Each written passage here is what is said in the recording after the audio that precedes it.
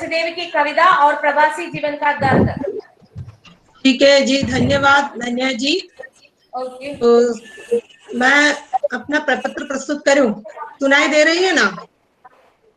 सुनाई दे रही है जी, सुनाई दे रही है।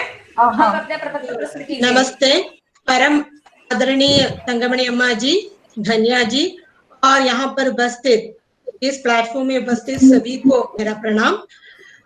इस अंतरराष्ट्रीय वेबिनार में, तो विदेशों में जो संस्कृति नामक इस वेबिनार में मैंने ऐसा एक विषय चुन लिया है, गौतम सचदेव की कविता और प्रवासी जीवन का दर्द। आजकल जो है विमर्शों का बोलबाला चल रहे हैं, तो उसमें जो है प्रवासियों के जीवन पर आधारित बहुत सारी रचनाएं आते रहते हैं। तो ये प्रवासी साहित्य आजकल हिंदी साहित्य का अभिन्न अंग बन गए हैं। यह साहित्य अपना अलग पहचान भी बना रहे हैं। तो अक्सर ऐसा कहे जाते हैं कि विदेशों में रहने वाले भारतीयों द्वारा जो हिंदी रचनाएं होती है उसे हम प्रवासी साहित्य कर सकते हैं, लेकिन ये भी नहीं जो यहाँ से जाकर वहां पर हिंदी के वकालत करने के लिए रचनाएं करते रहते हैं, उन रचनाओं को भी हम प्रवासी साहित्य के अंतर्गत स्थान देते हैं। तो आपका विषय यहाँ पर यह है विदेशों में भारतीय संस्कृति। तो आजकल के प्रवासी साहित्यों में देखने को मिलता है कि वहां पर जो प्रवासियों की पीड़ा, यानी कि भारत से जाकर प्रवास में बसने वाले लोग पूरी तरह से अपनी संस्कृति को भी अपना नहीं सकते और वहां की संस्कृति को भी अपना नहीं सकते। वो इन दोनों के बीच में अटके रहते हैं। वो उन्हें क्या करना पड़ता है, वहां पर जो विदेशी वातावरण में वो चलते रहते हैं, लेकिन बिना किसी हिचकिचाहट से वो उस विदेशी संस्कृति को अपना नहीं सकते। इसके आधार पर मधु कांगड़िया जी ने भी एक कहानी लिखी है, सिलसिला नाम की कहानी।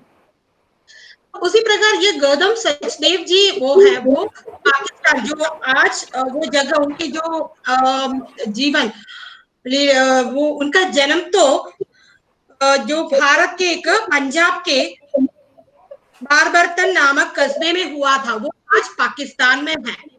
तो बहुत सालों तक गौतम सचदेव जी दिल्ली विश्वविद्यालय में काम करते थे और फिर वो लंदन में जाकर बसने लगे और हिंदी की वकालत करने लगे। वो हिंदी के हिमायती थे। इसी हिसाब से उन्होंने देखा कि वहां के लोग, यानी कि लंदन में जो इंडिया से जो लोग वहां पर आकर बस रहे हैं, उनकी जीवन रीति किस प्रकार है, उनकी सोच किस प्रकार है, सब उन्होंने देखा है। तो वो बता रहे हैं धार्मिक संवेदना जो है मानवीय संवेदना का जो अभिन्न अंग है, धर्म पर लोगों का अटल विश्वास है। इसी बात को लेकर वो कहते हैं कि अखंडों की माला फेरे धर्म हुए बकवास रे जोगी, जरिम ये माला पहने जाए न कारवास रे जोगी। तो धर्म के नाम पर लोगों का विश्वास जो है, भारत में हो या विदेश में हो, बदलाव के साथ जो उनके जो धर्म के बारे में उनका जो सोच, अलग अलग ढंग के जो सोच है उस पर वो व्यंग्य करते हैं। और आदमी का दिल और दिमाग हर एक दिन बदलते रहते हैं, भारत में हो या विदेश में हो, आदमी का दिल और दिमाग समय समय पर बदलते रहते हैं।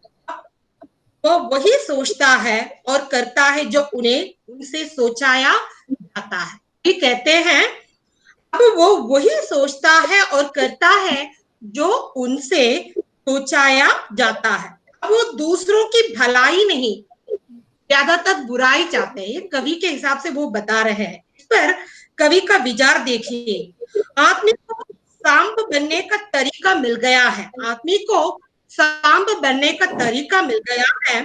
रेंगता डसता फिरे वो रोशनी हो या अंधेरा, रेंगता डसता फिरे वो रोशनी हो या अंधेरा, तोड़ पाए हमने ये नजदीकियों के नरम धागे, तोड़ पाए हमने ये नजदीकियों के नरम धागे, मोतियों को प्यार के हम जाएंगे बिखरे।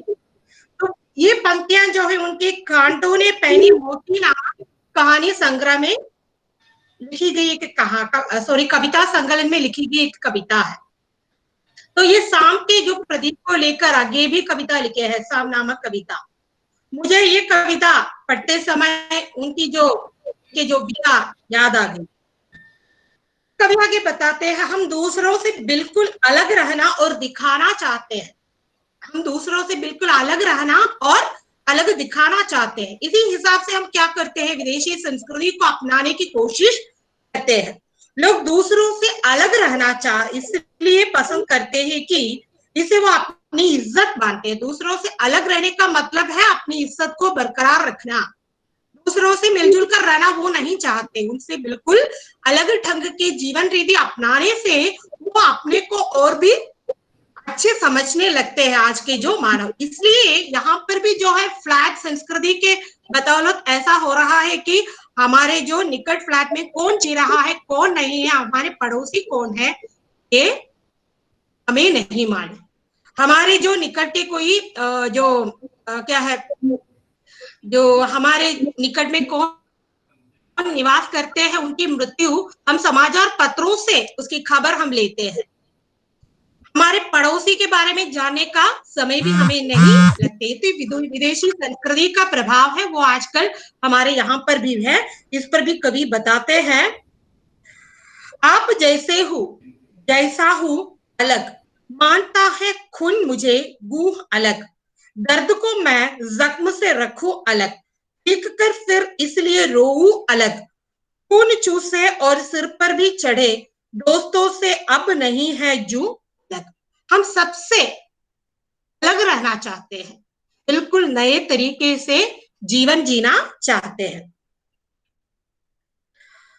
लंदन में रहकर भी हिंदी की हिमायत करने वाले गौतम सचदेव जी हिंदी भाषा की वर्तमान स्थिति के बारे में भी विचार करते हैं। हिंदी को राष्ट्रभाषा होने का गौरव प्राप्त बहुत साल बीतने पर भी जो स्थान हिंदी को मिलना चाहिए वो अभी तक नहीं मिल रहे हैं। इसके कारण जो है अंग्रेजी का बोलबाला है। इस पर भी कवि का विचार इस प्रकार है, इसलिए रहने लगी हिंदी बहुत बीमार सी, इसलिए रहने लगी हिंदी बहुत बीमार सी, आई अंग्रेजी दवा मीठी व खुशबूदार सी, आई अंग्रेजी दवा मीठी व खुशबूदार सी, यह चली कैसी हवा पत्ते सभी के झड़ गए, यह चली कैसी हवा पत्ते सभी के झड़ गए, मांग पेड़ों ने न की थी आपसी संहार सी। भी कवि का विचार है। और हिंसा और नफरत मानव मन में लगातार मानव मन की अनुभूतियों को बदलता रहता है।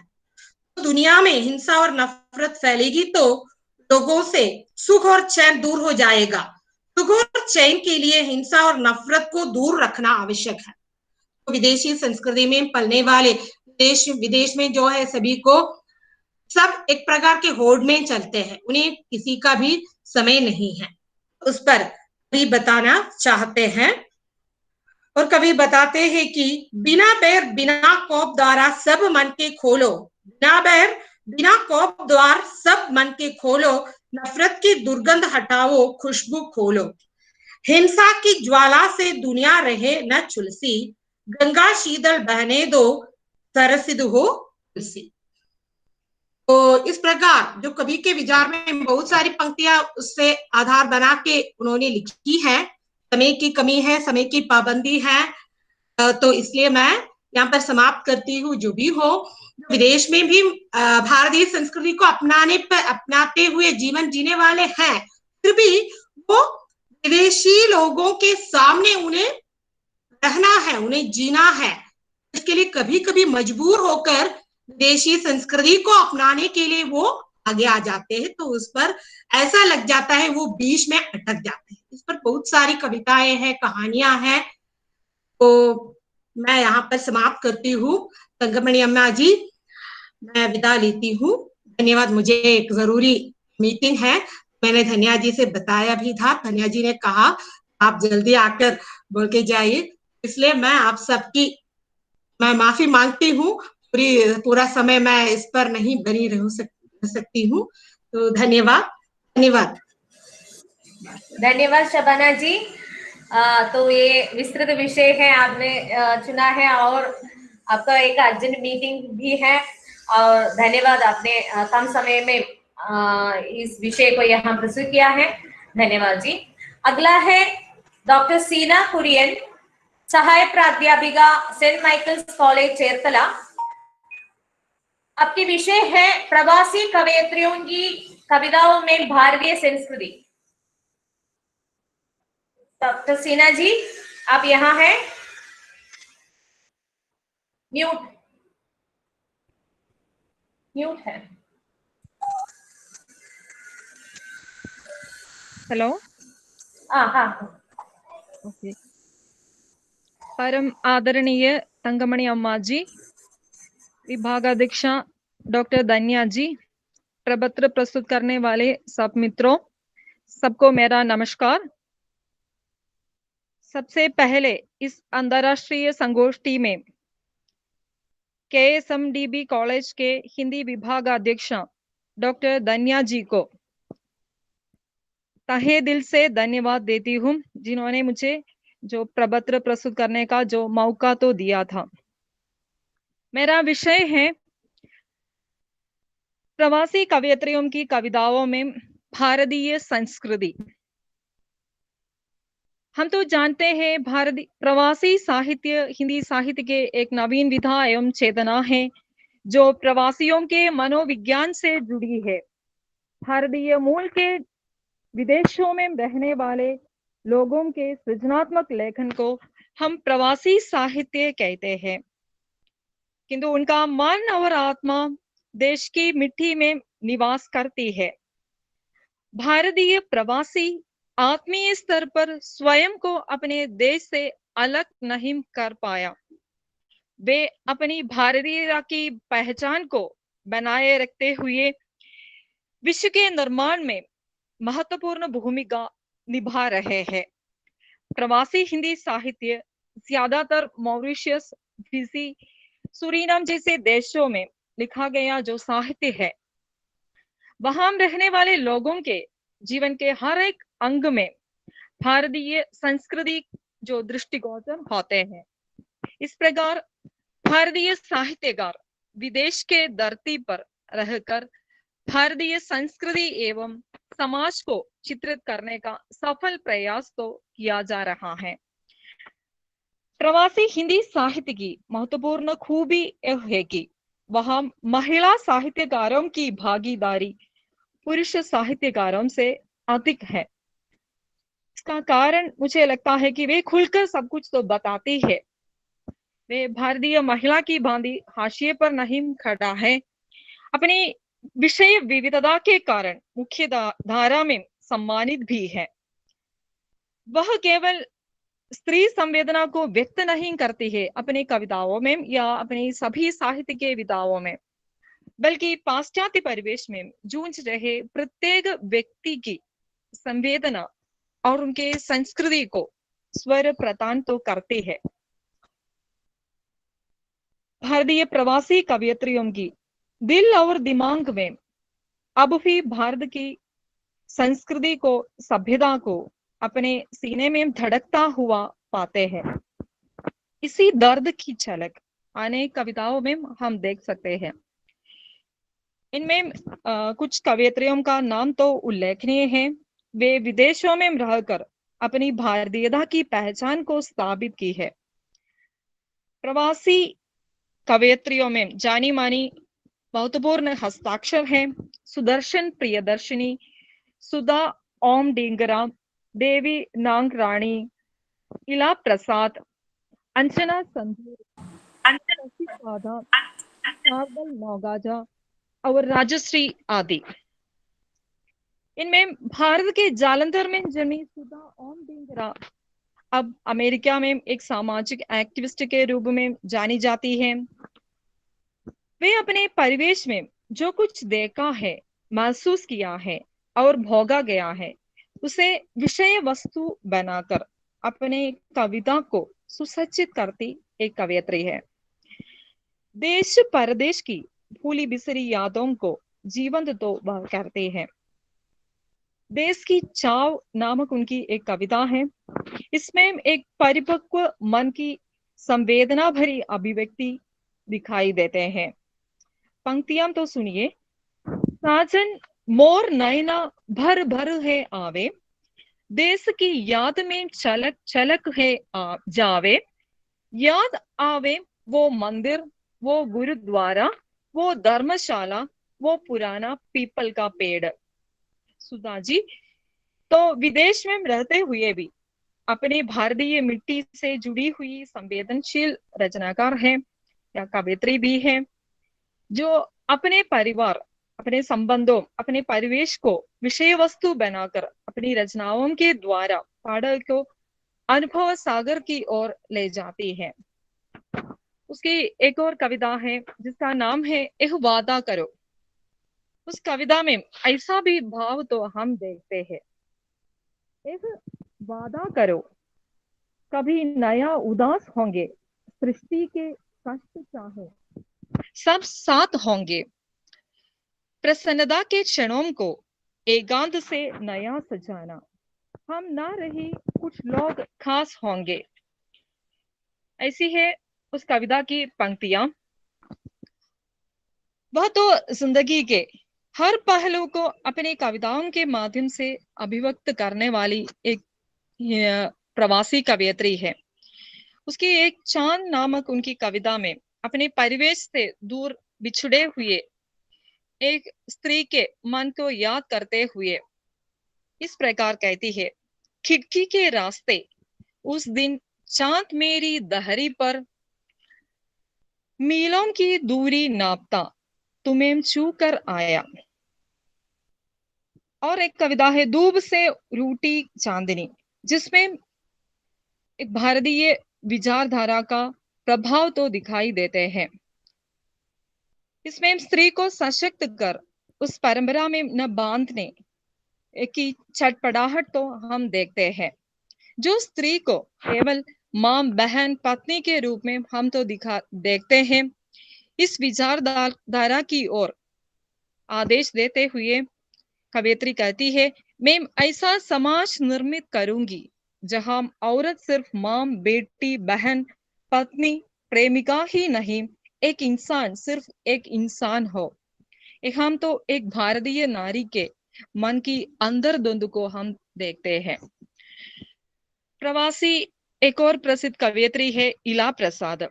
उसकी कविताओं में मानव संघर्ष के इतिहास को हम देखते हैं, जहां सुख के क्षण और दुख के क्षण भी हमारे जीवन में हमेशा आते रहते हैं, जहां असफलता के साथ साथ हौसला भी होते हैं, वहीं गिरकर उड़ने का साहस हम तो करना चाहिए, जिसका प्रभाव उनके पत्ते नामक कविता में हम तो देखते हैं।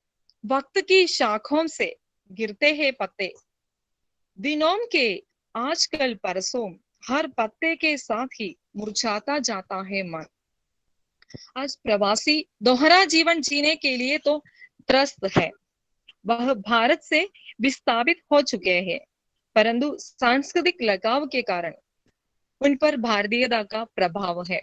प्रवासी का प्रश्न नामक उसकी कविता में इला प्रसाद जी ने बखूबी ढंग से हमारे सामने जो बातें प्रस्तुत किया है, हमें जो चले गए थे अपने जड़ों से दूर लौट रहे हैं वापस अपने जड़ों की ओर। प्रवासी तो एक तरह से अपने जड़ों से कटकर अपने भीतर के गहराइयों में नई शक्ति, नई संवेदना और नई चेतना तो विकसित करते हैं। एक चेतना अपने मूल धारा या मूलबोध को बचाए रखने के लिए है। वो अपने अस्तित्व को बचाए रखने के लिए भी बचाए रखने की कोशिश तो भी करते हैं। और इसी दर्द की झलक अनेक कविताओं में हम देखते हैं।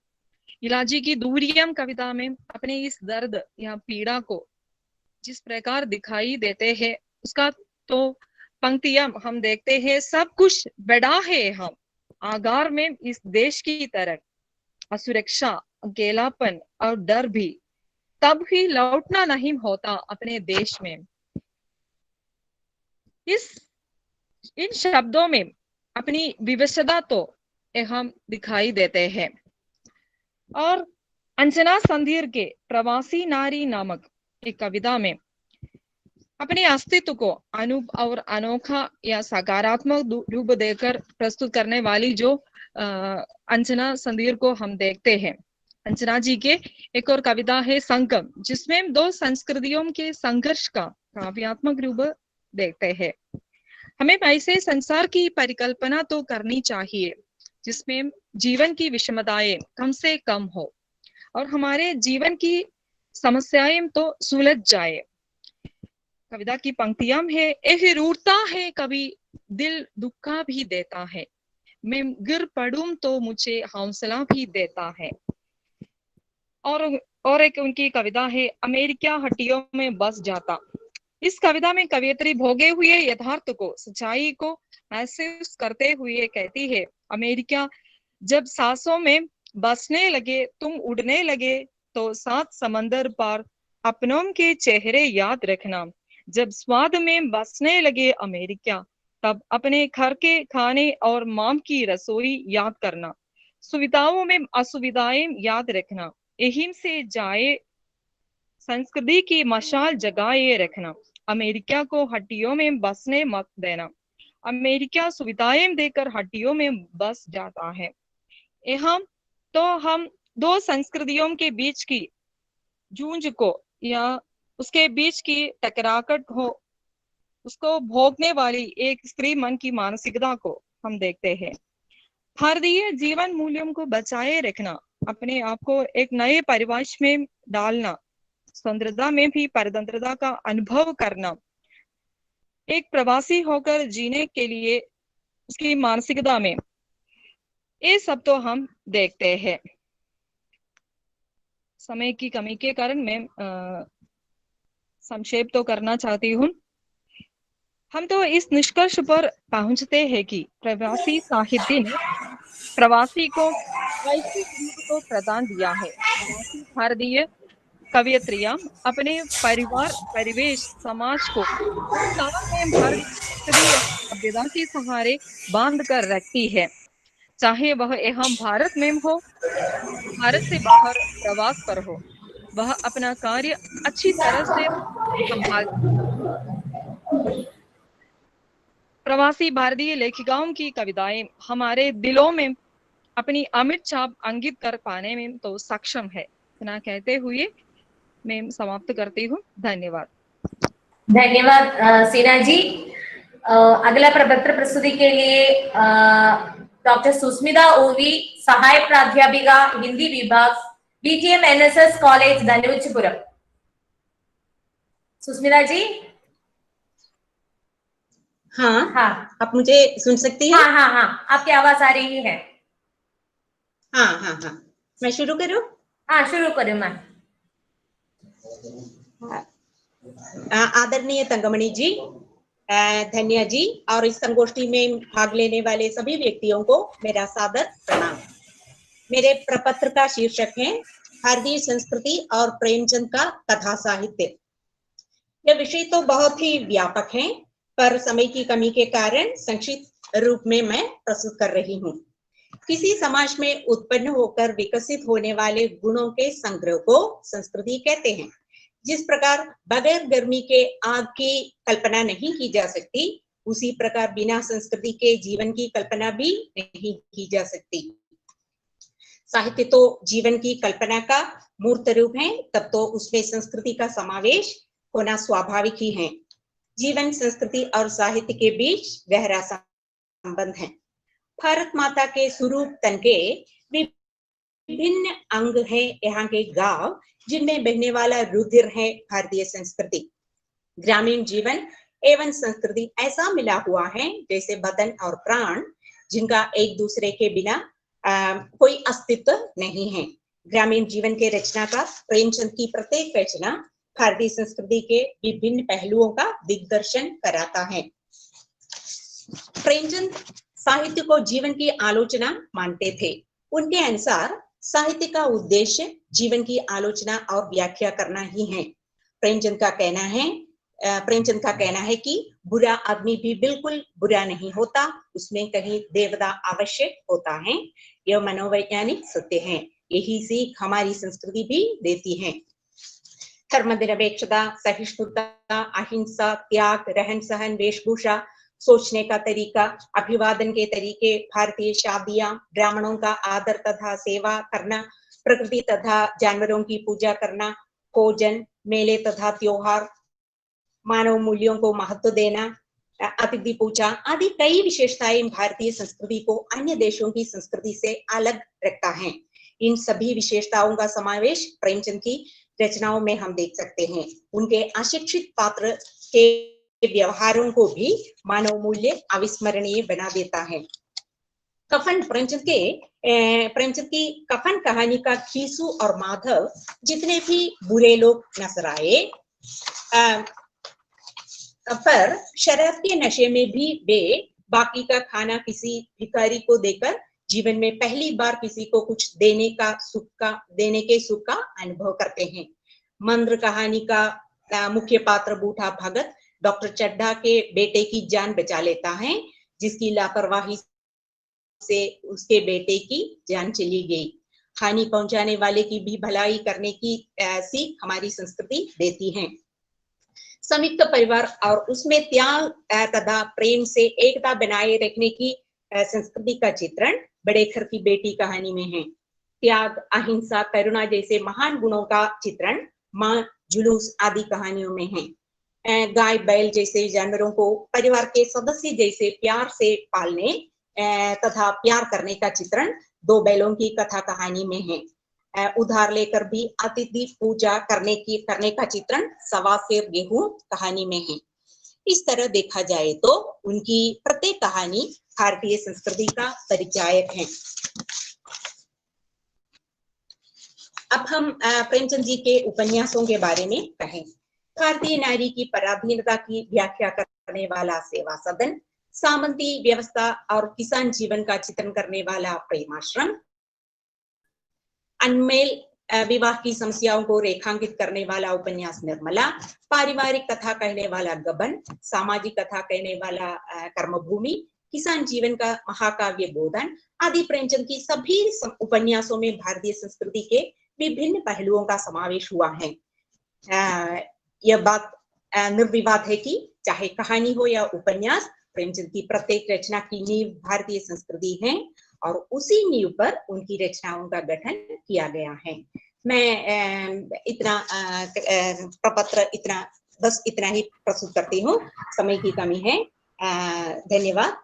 मुझे सुनने के लिए आप सबको धन्यवाद।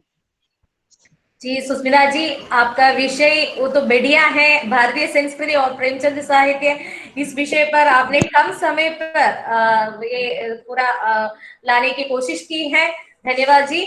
और आगे है डॉक्टर लक्ष्मी एसएस, सहाय प्राध्यापिका, हिंदी विभाग, एनएसएस कॉलेज पंदड़ा। आपके विषय है हिंदी के प्रवासी साहित्यकारों का योगदान।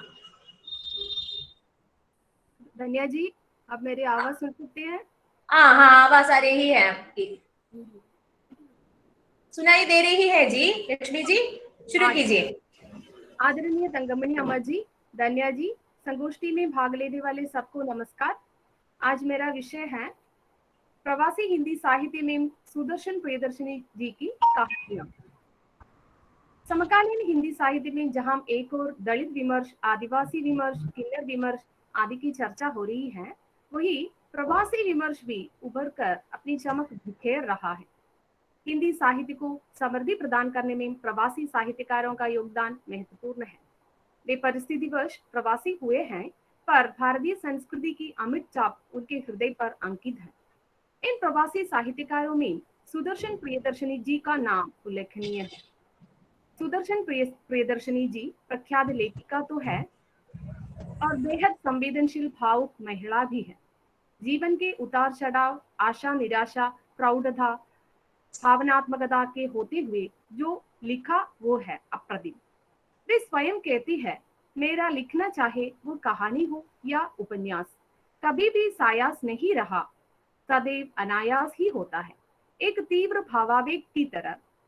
इसलिए शायद मेरी रचनाओं में यह ठहराव, मनोशीलता या विचारशीलता नहीं आ पाई। वे केवल एक ताजी संवेदना या तड़प ही बनकर रह जाती है।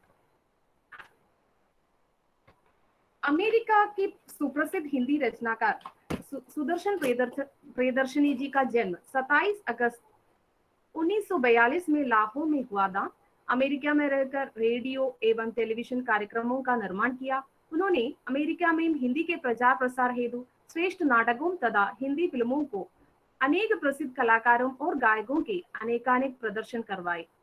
उनकी प्रमुख रचनाएं हैं उपन्यास के अंतर्गत रेत का घर, सूरज नहीं उगेगा, न भेजियो विदेश, अब के बिछुटे। कहानी संग्रह के अंतर्गत कांच के टुकड़े, उत्तरायण आदि। फिर कविता संग्रह शिखंडी युग, बराह, यह युग रावण है, मुझे बुद्ध नहीं बनना।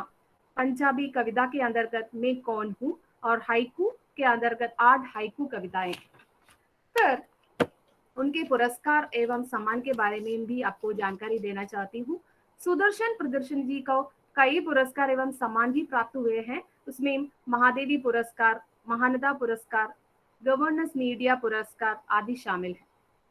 उनकी कहानियों में भी अतीत के मोह से उत्पन्न द्वंद्व दृष्टिगत होता है। उनकी कहानियों में मानवीय संवेदना के विविध पक्षों को देखा जा सकता है, जिनमें करुणा, अतृप्ति है, संवेदना है, मन को झकझोर देने की सामर्थ्य विद्यमान है।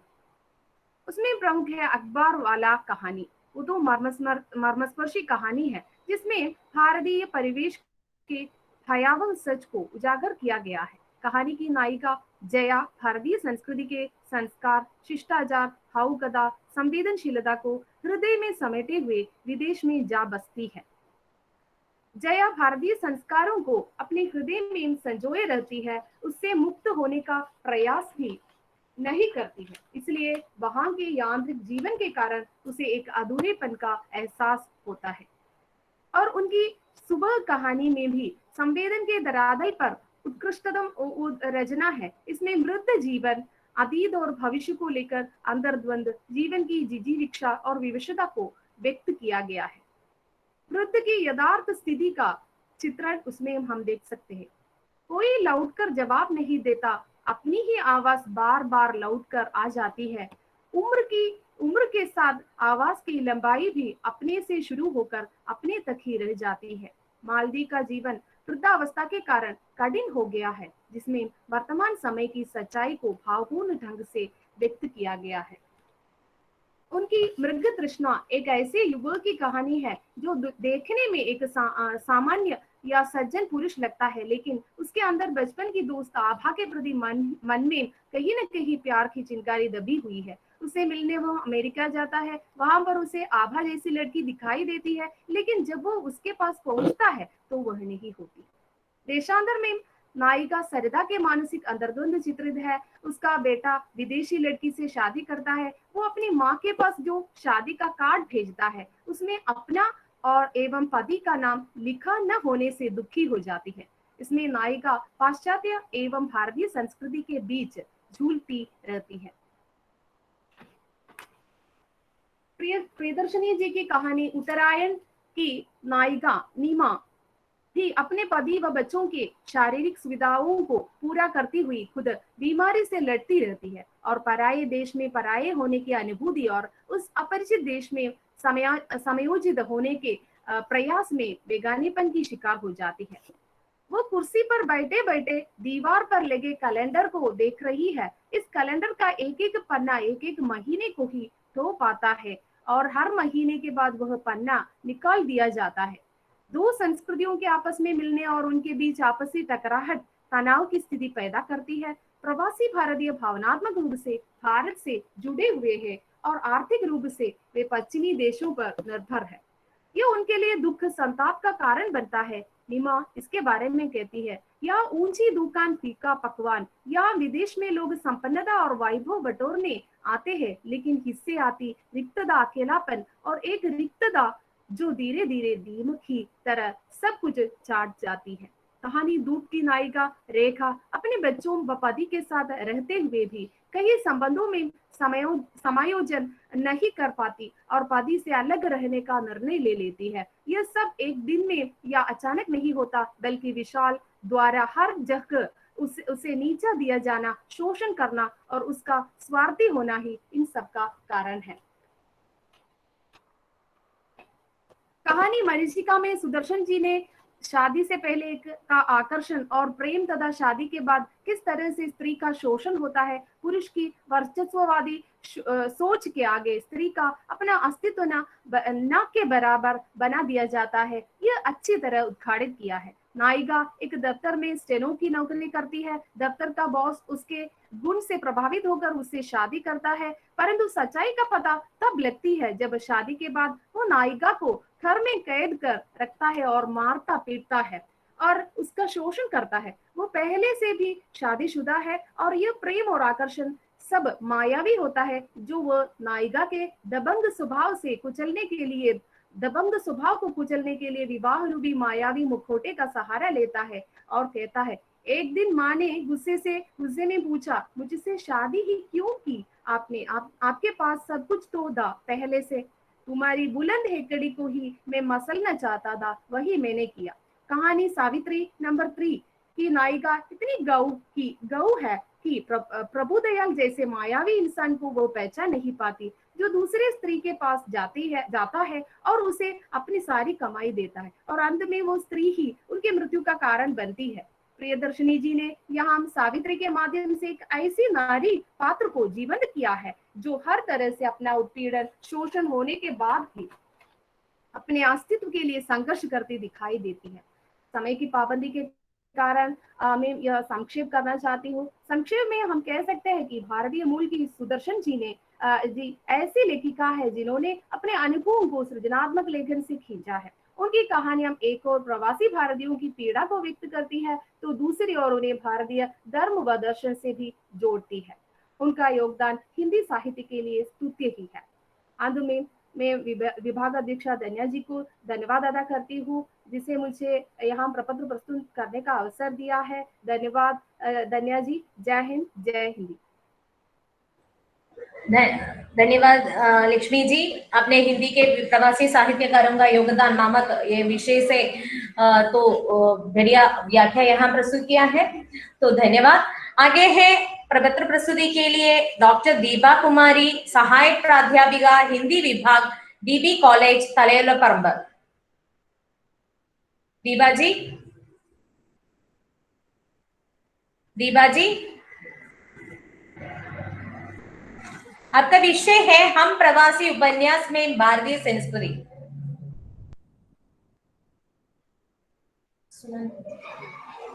आप म्यूट कर, आपका माइक म्यूट है, अनम्यूट कीजिए। हेलो, हाँ सुनाई पड़ रही है? हाँ हाँ सुनाइए, आवाज आ रही है। हाँ ओके।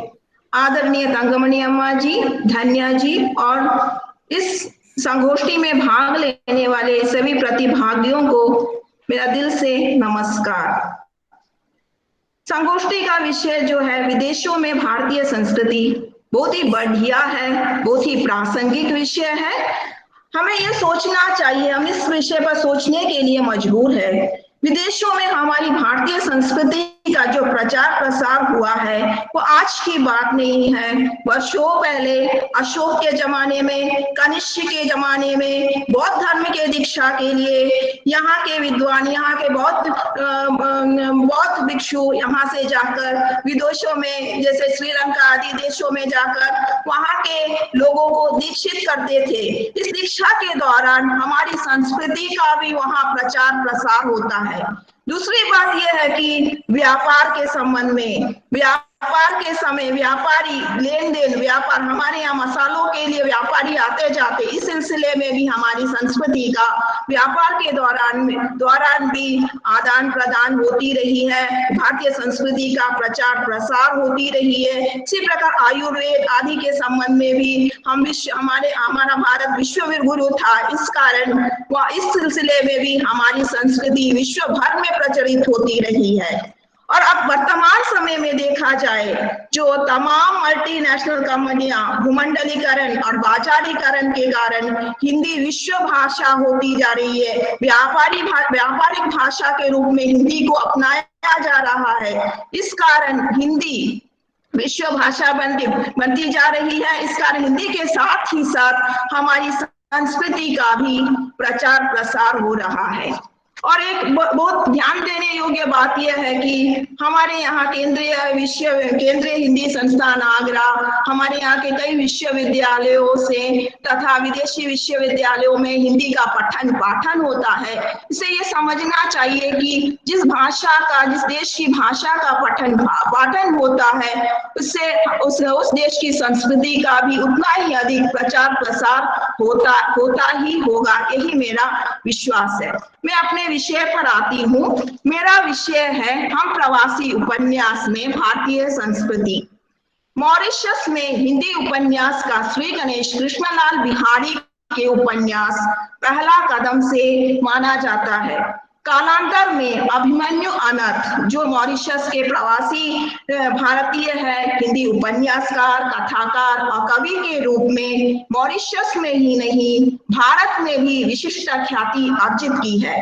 अपनी रचनाओं के माध्यम से उन्होंने मॉरिशस में न केवल प्रवासी भारतीयों की अस्मिता को नहीं पहचान दी है, बल्कि वहां भारतीय संस्कृति और हिंदी भाषा व साहित्य का प्रचार प्रसार भी किया है।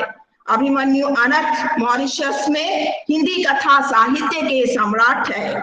उन्होंने 18 वर्षों से हिंदी का अध्यापन किया और 3 वर्षों तक मंत्रालय में नाट्य कला विभाग में नाट्य प्रशिक्षक रहे तथा अपने उच्च स्तरीय हिंदी उपन्यासों और कहानियों के द्वारा मॉरिशस को हिंदी साहित्य में उच्च मंच पर प्रतिष्ठित किया। मॉरिशस में हिंदी साहित्य और अभिमन्यु अनंत एक दूसरे के पूरक है। उनकी लेखनी में सदैव मॉरिशस के आम जन की परेशानियों को उकेरा जाता रहा है।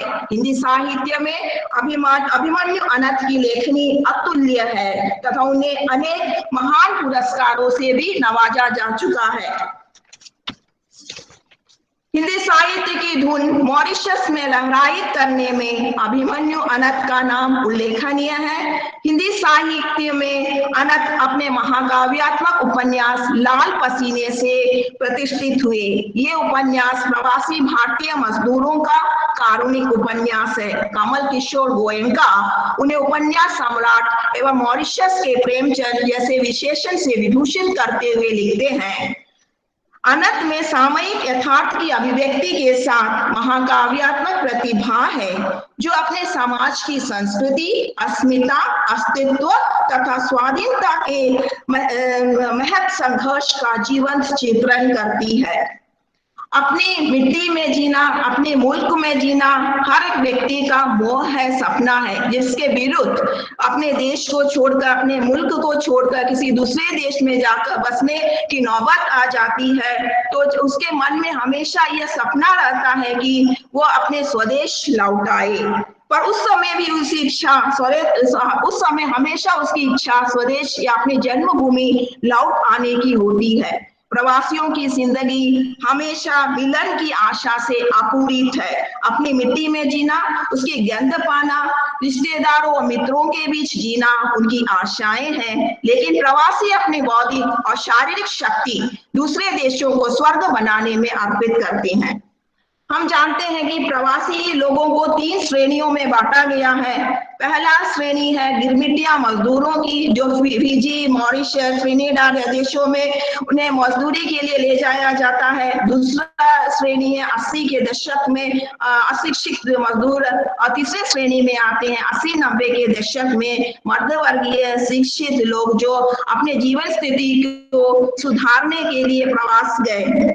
हम प्रवासी उपन्यास में अनंत जी प्रथम श्रेणी के मजदूरों को लेते हैं। इसमें इन मजदूरों को मॉरिशस ले जाया जाता है और उसे जहाज पर चढ़ाकर वहां मॉरिशस पहुंचाया जाता है। हम प्रवासी उपन्यास का प्रमुख पात्र मधुआ है, जो बिहार का रहने वाला है। वो अपनी जन्मभूमि बिहार छोड़कर मॉरिशस जाता है। मधुआ कथन है, मैं अपने माँ बाप की तीसरी संतान था। कितना बड़ा दुर्भाग्य था कि मैं अपने 8वें साल में था जब मेरे भाई को अंग्रेजी हुकूमत की गोली का शिकार होना पड़ा था।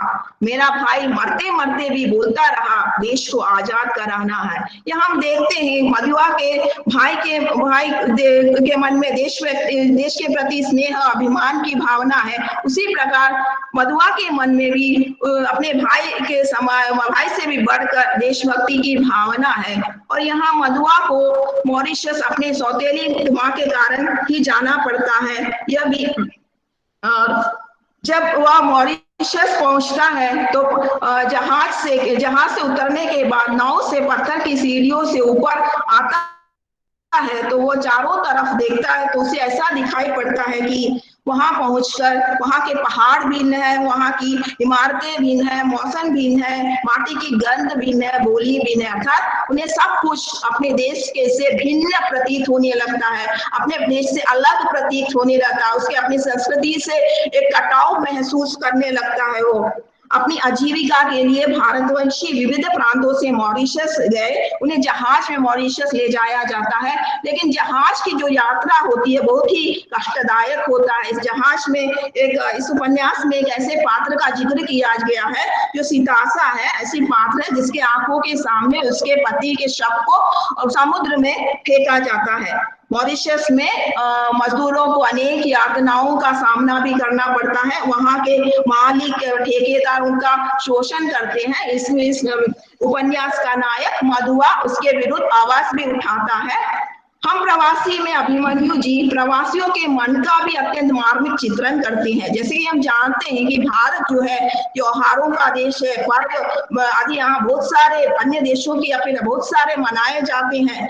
तो इस उपन्यास में मधुआ का मन ईद, दिवाली आदि त्योहारों के अवसर पर बिहार में है। वो कहता है, तुम्हें याद है दिवाली के दिन तुमने त्योहार न मनाने का पछतावा जाहिर किया था और तुम एक हनीफ भारत में ईद व दिवाली की यादें साकार करने लगे थे। अनज्जी उपन्यास में मधुआ के संघर्ष में जीवन को कुछ रंगीला बनाने के लिए सोनाली के प्यार को दर्शाता है, लेकिन सोनाली के भविष्य के खातिर मधुआ उससे दूर दूर भागता है। लेकिन सोनाली दृढ़ निश्चयी है, वह मधुआ को छोड़ती नहीं है। इसके अलावा इस उपन्यास में पिता और पुत्र के पवित्र बंधन प्रेम को भी दिखाया गया है, जो कि हम अपने रामायण रामचरितमानस आदि में हम देखते हैं। पिता पुत्र के पवित्र संबंध जो भारतीय संस्कृति का एक अभिन्न अंग है। मधुआ का पिता उसे मिलने के लिए मॉरिशस आता है, लेकिन जहाज की यातनापूर्ण यात्रा के कारण वो मर जाता है। लेकिन दुखी मधुआ अपने पिता की याद में पिता के द्वारा लाए गए बीजों को बोकर वहां खेती आरंभ करता है। खेती जो है भारतीय संस्कृति का अभिन्न अंग है। समय के अभाव के कारण मैं अधिक उपन्यास की नहीं जाना चाहती हूँ, लेकिन इस प्रकार हम देखते हैं कि इस उपन्यास में, हम प्रवासी उपन्यास में भारतीय संस्कृति का दृष्टिकोण कई तरह से दृष्टिगोचर हम कर सकते हैं। और मैं अपना प्रपत्र यहाँ समाप्त करती हूँ। मुझे अवसर देने के लिए धन्या जी और पुस्तक भारती पब्लिकेशन सबको मैं टोरंटो कनाडा को मैं हार्दिक धन्यवाद अर्पित करती हूँ। धन्यवाद। धन्यवाद डॉक्टर दीपा जी। तो आलेखकर्ताओं से ये विनती है कि समय की प्रतिबद्धता को हमें ध्यान देखना है, इसलिए आपका वो आलेख कम समय में तो यहाँ प्रस्तुत करना है। आगे है प्रपत्र प्रस्तुति के लिए डॉक्टर रम्या एल, सहाय प्राध्यापिका हिंदी विभाग, श्री अय्यप्पा कॉलेज एलिमेंटरा। आपके विषय है भारतीय संस्कृति की झलक विदेश में ABCD उपन्यास के संदर्भ में। आदरणीय तंगमणि अम्मा जी, प्रिय धन्या जी और प्रतिभागियों, सबको नमस्कार। मेरा विषय है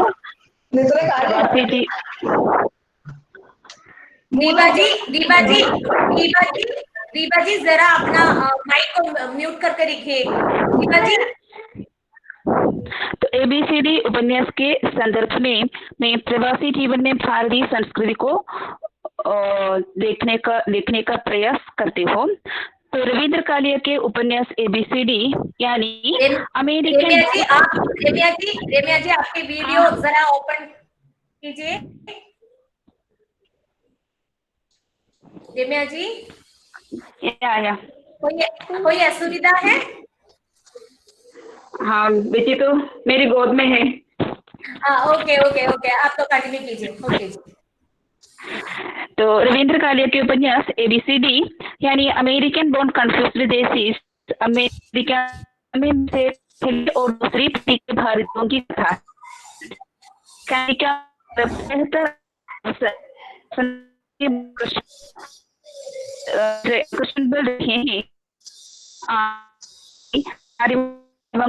सांस्कृतिक अनुष्ठान के संबंध मानव से सच नहीं हुआ करते। संभ्रम या कंफ्यूजन यहीं से पनपता है। रविंद्र कालिया के इस उपन्यास की संरचना इन्हीं आनुषंगिक परिवर्तनों के ताने बाने से बुनी गई है। हरदयाल, शील और उनकी दो बेटियां शीनी और नेहा एक 4 सदस्यीय प्रवासी भारतीय परिवार। शीनी और नेहा की पैदाइश एवं परवरिश कनाडा में ही हुई। वे दोनों गैर भारतीय नवयुवकों से विवाहित थे। इस परिवार में भारतीय संस्कृति एवं प्रवासी संस्कृति की अंधक्रिया एवं अनुकूलन के दो स्पष्ट स्तर है। एक स्तर पर हरदयाल एवं उसकी पत्नी शील और दूसरे स्तर पर शीनी और नेहा। हरदयाल और शीनी प्रथम पीढ़ी के प्रवासी है। उनकी स्मृतियों में भारत और उसकी संस्कृति अपनी बसा है। वे अपनी बेटियों को भारतीय संस्कृति में पालना चाहते थे। जब उनकी बड़ी बेटी शीनी अपने बॉयफ्रेंड निक के साथ डेटिंग के लिए चला जाता है तब घर में हलचल मचा जाता है, क्योंकि भारत में विवाह पूर्व संबंध को अनैतिक माना जाता है। बाद में शीनी निक से विवाह करती है। शील किसी भारतीय युवक से उसका विवाह करना चाहती थी, फिर भी बेटी एक कैनेडियन युवक से विवाह करना चाहती थी। शीनी के विवाह के अवसर पर उसने भारतीय संस्कृति और जीवन शैली को महिमा मंडित करते हुए दावा किया था कि हम भारतीय लोग विवाह को एक पवित्र बंधन मानते हैं। हम इस संबंध को जन्म जन्मांतर तक निभाने का संकल्प लेते हैं। हमारा विश्वास है कि पूर्व जन्म में वह भी एक भारतीय आत्मा रहा होगा। हम वह निक के बारे में इस प्रकार कहते हैं, क्योंकि जब हरदयाल और शीनी को पहली बार निक ने देखा तब भारतीय संस्कृति के अनुसार उसने उनके चरणों का स्पर्श किया, आदर प्रकट किया। इसलिए वे कहते हैं कि वे पूर्व जन्म में भारतीय होगा। यहाँ ध्यान देने की बात है कि जहाँ शीनी और नेहा भारतीय संस्कृति को हेय दृष्टि से देखती है, वह निक उसके महत्व को स्वीकारता है। उसी प्रकार हम जानते हैं संस्कृति हमारे रहन सहन में, हमारे आचार विचार में, खान पान में, वेशभूषा में सबका ही द्रष्टव्य है।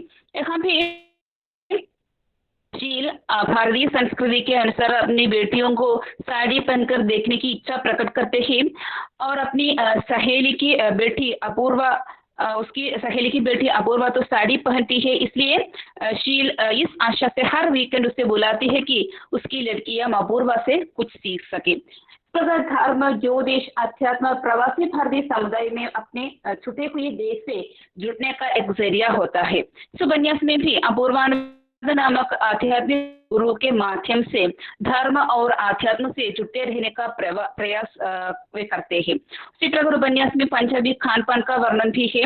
हरदयाल और निक की पहली मुलाकात में निक ने परिवार के लिए पंजाबी भोजन बनाया है, तो पंजाबी पाककला में उसका वैदग्ध्य देखकर हरदयाल निक को निक्का सिंह कहता है। तो इस प्रकार हम देखते हैं कि जहाँ हरदयाल और शील की बेटियां शीनी और नेहा द्वारा भारतीय संस्कृति की उपेक्षा जहाँ की जाती है, वहाँ कैनेडियन युवक ने स्वीकारने का प्रयास करते हैं। इस प्रकार उपन्यास में से संस्कृति की टकराहट हम देख सकते हैं। मैं विदा लेती हूँ। धन्यवाद। धन्यवाद रेमिया जी, धन्यवाद। आगे है प्रपत्र प्रस्तुति के लिए डॉक्टर धनंजय महातो, सहायक प्राध्यापक, मुर्शिदाबाद आदर्श महाविद्यालय, इस्लामपुर, मुर्शिदाबाद, वेस्ट बंगाल। आपका विषय है विदेशों में भारतीय संस्कृति। जी आप यहाँ हैं धनंजय जी? हेलो। हाँ हेलो। हाँ हाँ हाँ, आवाज आ रही है। आप अपना प्रपत्र प्रस्तुत कीजिए। अंग्रेजी में है ना? हेलो धनंजय जी। हेलो मैम, कट जा रहा है। हाँ हाँ, अब अपना प्रपत्र प्रस्तुत कीजिए।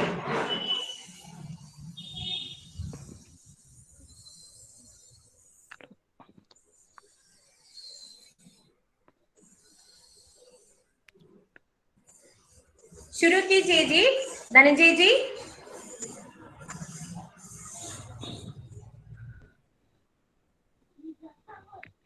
धनंजय जी,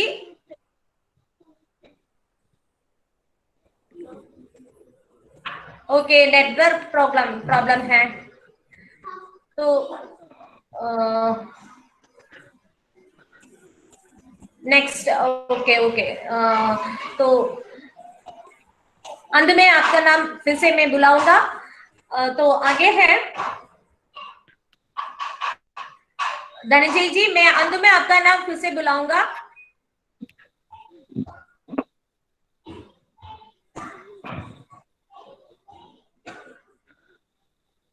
तो आपको हेलो हाँ हाँ बताइए, आप शुरू कीजिए, विषय प्रस्तुत कीजिए।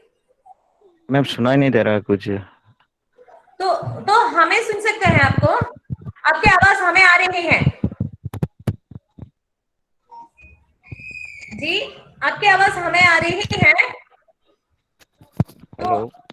हाँ हाँ, आपका आवाज यहाँ पहुंचते हैं। आप शुरू कीजिए धनंजय जी, आपका आवाज यहाँ हमें मिलते हैं। आप शुरू कीजिए, विषय प्रस्तुत कीजिए। ओके, तो उन्हें नेटवर्क प्रॉब्लम होगा, तो उन्होंने यहाँ चैट बॉक्स पर मैसेज भी डाला है। और मैं अगले प्रपत्र प्रस्तुतकर्ता को बुलाना चाहती हूँ, डॉक्टर सोनू अन्नपूर्णा, सह आचार्य, स्नातकोत्तर केंद्र हिंदी विभाग, गया कॉलेज, मगध विश्वविद्यालय, बोध गया। सोनू जी, आपके विषय है विदेशों में भारतीय संस्कृति। तो विषय। हेलो, मैं बोल रही हूँ। हाँ हाँ हाँ, बोल सकती हूँ। ठीक है, मैं शुरू करूँ? हाँ, शुरू कीजिए। परम आदरणीय संगमणि अम्मा जी एवं हिंदी विभाग अध्यक्ष धन्या जी तथा उपस्थित सभी विद्वानों को मेरा नमस्कार। आप लोगों ने मुझे इस मंच पर आमंत्रित किया, यह मेरे लिए अत्यंत सौभाग्य की बात है। मैं इसके लिए आप सबों का हृदय से धन्यवाद प्रकट करती हूँ, हृदय से आभार प्रकट करती हूँ। ये मेरे लिए बहुत हर्ष का विषय है कि आप दक्षिण भारत के लोग अत्यंत परिश्रम से हिंदी की बड़ी सेवा कर रहे हैं। KSMDB कॉलेज एवं पुस्तक भारती संस्थान टोरंटो कनाडा के संयुक्त तत्वावधान में आयोजित इस वेबिनार में भाग लेते हुए मुझे काफ़ी प्रसन्नता हो रही है। मैं यहाँ के आयोजकों को धन्यवाद देती हूँ इस अच्छे कार्यक्रम में मुझे जोड़ने के लिए। मैंने कल प्रोफेसर रत्नाकर नराले, डॉक्टर हेमराज सुंदर, थैंकमणि अम्मा जी, पी श्री लता जी और राकेश दुबे जी, सभी को मैंने सुना था। उनका वक्तव्य मुझे बड़ा ही अच्छा लगा। भारतीय संस्कृति मेरा विषय है विदेशों में भारतीय संस्कृति। भारतीय संस्कृति अत्यंत प्राचीन है। इसके अंतर्गत बहुत सारे मानवीय गुण हैं। वसुधैव कुटुंबकम में यह विश्वास रखती है। यह भाईचारा, समानता, सहिष्णुता के सिद्धांत पर चलती है। इसमें कट्टरता नहीं है, इसलिए इसकी अलग से पहचान हो जाती है। यह मानवता सिखाती है। इसके मूल में मानव धर्म है। भारतीय संस्कृति की इन्हीं विशेषताओं के कारण इसका प्रसार स्वाभाविक रूप से विदेशों में हुआ है। मॉरिशस आदि देशों में तो भारतीय संस्कृति रची बसी हुई है। बहुत सारे देशों में भारतीय संस्कृति के प्रसार का मूल स्रोत हमारा ग्रंथ रामायण है। तुलसीदास का मानस, रामचरितमानस देश में ही नहीं विदेशों में भी उतना ही लोकप्रिय है। लोग कठिन समय में इससे प्रेरणा ग्रहण करते हैं, इससे उनको संबल प्राप्त होता है, उनको शक्ति प्राप्त होती है। क्योंकि भारतीय संस्कृति वसुधैव कुटुंबकम की भावना से अनुप्राणित एक ऐसी संस्कृति है जिसमें सारी वसुधा को ही एक कुटुंब या परिवार माना जाता है। ऐसे में अगर विदेशों में भारतीय संस्कृति का प्रसार देखने को मिले तो इसमें आश्चर्य ही क्या है। अत्यंत प्राचीन काल से ही भारतवर्ष का संबंध व्यापार के माध्यम से विश्व के अन्य देशों से रहा है।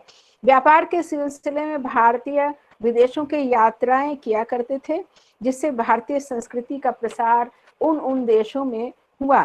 भाषा संस्कृति की वाहिका होती है, अतः भाषा का भी प्रचार प्रसार उन देशों में हुआ। सबसे पहले बौद्ध धर्म और संस्कृति का प्रसार दिखाई पड़ता है। हम सभी जानते हैं कि सम्राट अशोक ने अपने पुत्र महेंद्र और पुत्री संघमित्रा को बौद्ध धर्म का प्रचार प्रसार करने हेतु श्रीलंका आदि देशों में भेजा था। भारतीय संस्कृति बौद्ध भिक्षुओं द्वारा, व्यापारियों द्वारा तथा अन्य धर्मानुयायियों द्वारा विश्व के विभिन्न देशों में प्रसारित हुई। हिंदू धर्मावलंबी भी भारतवर्ष के विभिन्न कोनों से विदेशों में गए, इससे उनके धर्म और संस्कृति का प्रचार प्रसार हुआ। बहुत सारे हिंदू मंदिर विदेशों में भी हैं, जहां विधि विधान से पूजा संपन्न की जाती है। भारत के पड़ोसी बहुत सारे देश पहले भारतवर्ष के ही अंग थे, वहां भी भारतीय संस्कृति आज भी किसी न किसी रूप में मौजूद है। प्राचीन बौद्ध और संस्कृत ग्रंथों में बर्मा का नाम कंबोज था, वहां भी आज भारतीय संस्कृति के तत्व मौजूद हैं। अशोक सम्राट के अलावे कनिष्क ने भी बौद्ध धर्म को जापान, थाईलैंड, चीन, वियतनाम आदि देशों में फैलाया था और उसका प्रचार प्रसार किया था। विभिन्न धर्मों के प्रचारकों ने दक्षिणी पूर्वी एशियाई देशों में अपने धर्म का प्रसार किया था। हमारे देश में अत्यंत गौरवशाली उच्च शिक्षा के विश्वविद्यालय थे, जहां देश विदेश के विद्यार्थी आकर शिक्षा ग्रहण करते थे। यहाँ अध्ययन करना अति प्रतिष्ठा की बात मानी जाती थी। ये शिक्षा केंद्र थे विक्रमशिला विश्वविद्यालय, नालंदा विश्वविद्यालय और तक्षशिला विश्वविद्यालय। विक्रमशिला विश्वविद्यालय के आचार्य दीपंकर ने तिब्बत में अनेक वर्षों तक रहकर भारतीय धर्म का प्रचार प्रसार किया था। कहा जाता है कि चीनी सम्राट ने भारत में अपने दूत भेजे थे और यहाँ से वे 2 भारतीय भिक्षुओं को अपने यहाँ ले गए थे, जिन्होंने बौद्ध ग्रंथों का उससे उन्होंने अनुवाद कराया था। बेनसोंग, फाहियान आदि चीनी यात्री भी यहाँ आए थे, जो अपने साथ भारतीय संस्कृति की समझ ले गए थे। उन्होंने संस्कृत भाषा के ग्रंथों का चीनी में अनुवाद भी किया था। बर्मा, सुमात्रा, जावा आदि देशों में अत्यंत प्राचीन काल से ही भारतीय संस्कृति का प्रसार देखने को मिलता है। जावा, बाली आदि में हिंदू राज्य था। बाली में आज भी हिंदू धर्म है। इन सभी देशों में रामायण और राम कथा का भी पूरा प्रभाव देखने को मिलता है। श्रीलंका में जहां रावण राज करता था, वहां भी भारतीय संस्कृति और राम कथा की धूम आज हमें देखने को मिलती है। कंबोडिया में शिव, विष्णु आदि भगवान की पूजा होती है। मलय द्वीप या मलेशिया को भारतीय संस्कृति का प्रवेश द्वार कहा जाता है। यहाँ पर बहुत सारे मंदिरों तथा हिंदू मूर्तियों के अवशेष मिले हैं। प्राचीन काल में भारत की स्थिति अत्यंत सुदृढ़ थी। उसका संपर्क व्यापार के कारण अनेक देशों से था।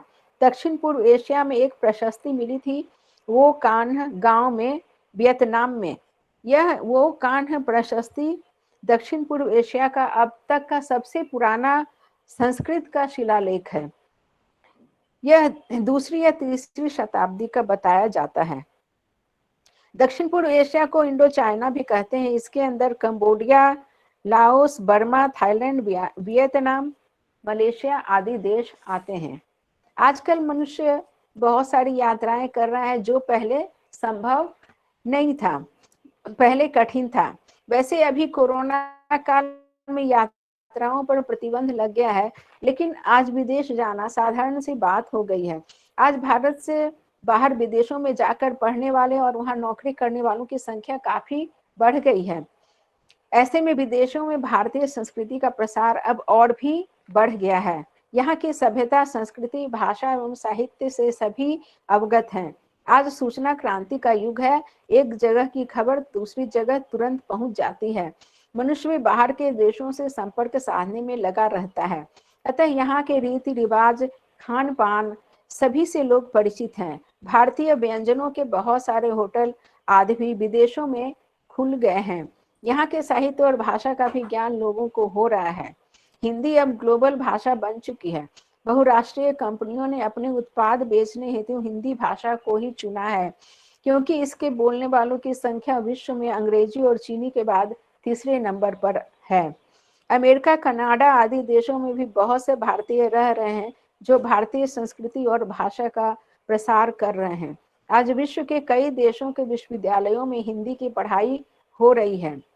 हिंदी में कई पत्रिकाएं भी निकाली जा रही हैं, जिससे विदेशों में भारतीय संस्कृति अब काफी जानी पहचानी बन चुकी है। जिस तरह से हम अपने घरों में पूजा पाठ आदि कर अपने तीज त्योहार मनाते हैं, वैसे ही प्रवासी भारतीय भी धूमधाम से सभी त्योहारों को मनाते हैं। अपनी भाषा में पढ़ाई कर वे अपनी संस्कृति का बखूबी प्रसार कर रहे हैं। निश्चय ही कहा जा सकता है कि आज के युग में विदेशों में भारतीय संस्कृति के प्रचार प्रसार की गति संतोषप्रद है। मैं समय की कमी को देखते हुए इतना ही कहकर अपनी वाणी को विराम देती हूँ। जय हिंद, जय हिंदी। धन्यवाद डॉक्टर सोनू जी, आपने सरस ढंग से आपके विषय प्रस्तुत किया है। तो आगे है डॉक्टर संदेशा भावसार, सहाय प्राध्यापिका, हिंदी विभाग, SNTD महिला विश्वविद्यालय मुंबई। आपके विषय है विदेशों में भारत की राजभाषा हिंदी का समर्थन। एक बार फिर मैं सभी को याद दिलाना चाहती हूँ कि समय की प्रतिबद्धता देखने की कोशिश करें। धन्यवाद। आवाज आ रहा है ना मेरा? आ रही है जी, आ रही है, शुरू कीजिए। धन्यवाद। इस वर्चुअल मंच पर उपस्थित सभी विद्वत जनों को सादर नमन। मैं सभी आयोजकों का तहे दिल से धन्यवाद करती हूँ कि इस वेबिनार के योग्य मुझे समझा और आमंत्रित किया।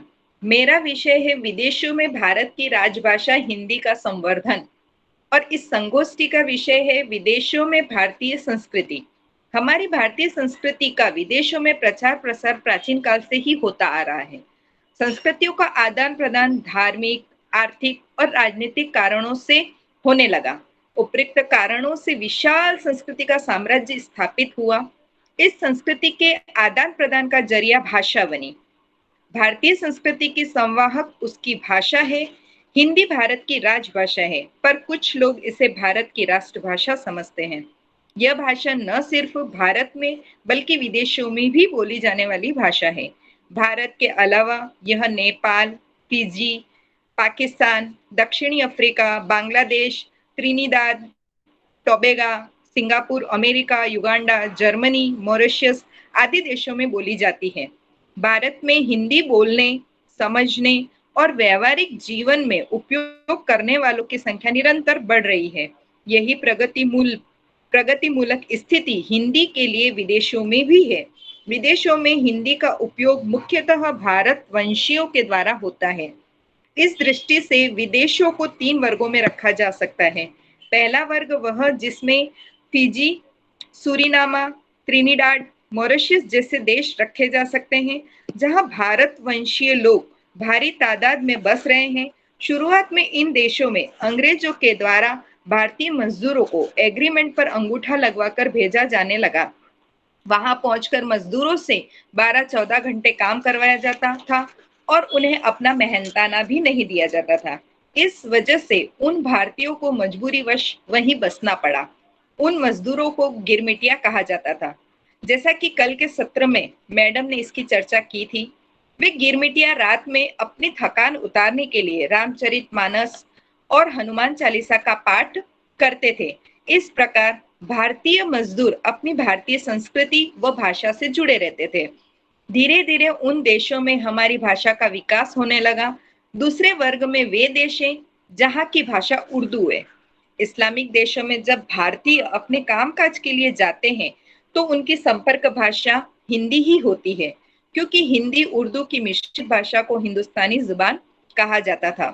तीसरे वर्ग में यूरोपीय, अमेरिका आदि वे विकसित राष्ट्र रखे जा सकते हैं जहां बहुत बड़ी संख्या में भारत के लोग बस भी गए हैं और अस्थायी तौर में जा भी रहे हैं। इन देशों में यदि किसी प्रांत विशेष या क्षेत्र विशेष के लोग मिलते हैं तो वे अपनी क्षेत्रीय भाषा का प्रयोग करते हैं, पर यदि विभिन्न भारतीय भाषाभाषी मिलते हैं तो संपर्क भाषा प्रायः हिंदी होती है।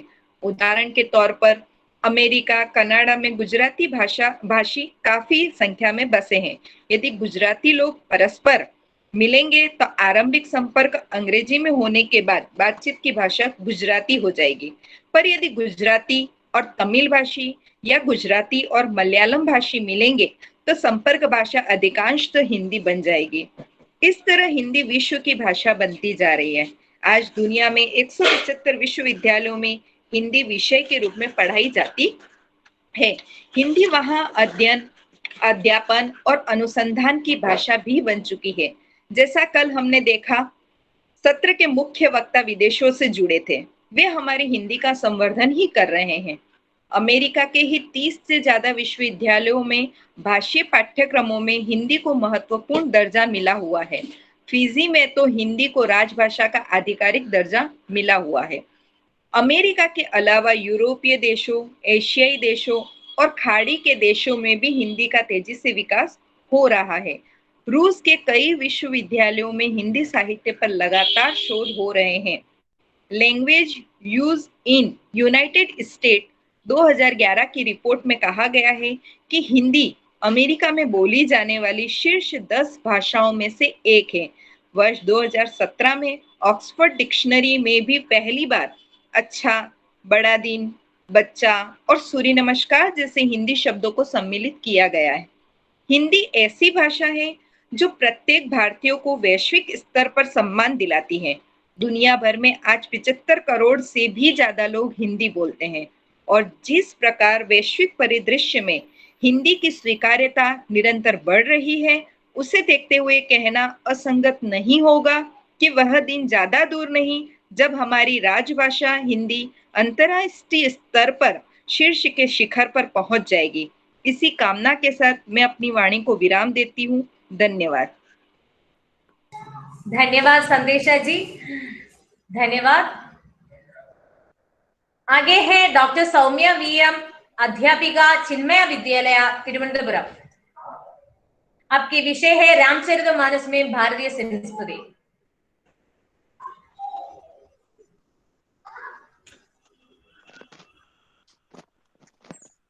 सम्माननीय वेबिनार मंच और सभी प्रतिभागियों को मेरा नमस्कार और मुझे यह मौका देने के लिए KSMDB कॉलेज तथा पुस्तक भारती से आभार प्रकट करती हूँ। मेरा विषय है रामचरितमानस में भारतीय संस्कृति। रामचरितमानस भारतीय संस्कृति का उत्तम निदर्शन है। भारतीय संस्कृति की ओर खड़ा किया गया एक आईना है। संस्कृत में विरचित वाल्मीकि रामायण का अनुवाद भारत के अन्य लगभग सभी भाषाओं में हुआ है, लेकिन जब तुलसीदास जी ने इसकी रचना अवधि में की तो यह उत्तर भारत के रामायण के रूप में प्रसिद्ध हो गया। इसमें तुलसी जी ने आदर्श समाज और आदर्श पात्रों का चित्रण किया है। मानस का राम आदर्श मानव है जो अन्य राम काव्यों से अलग है।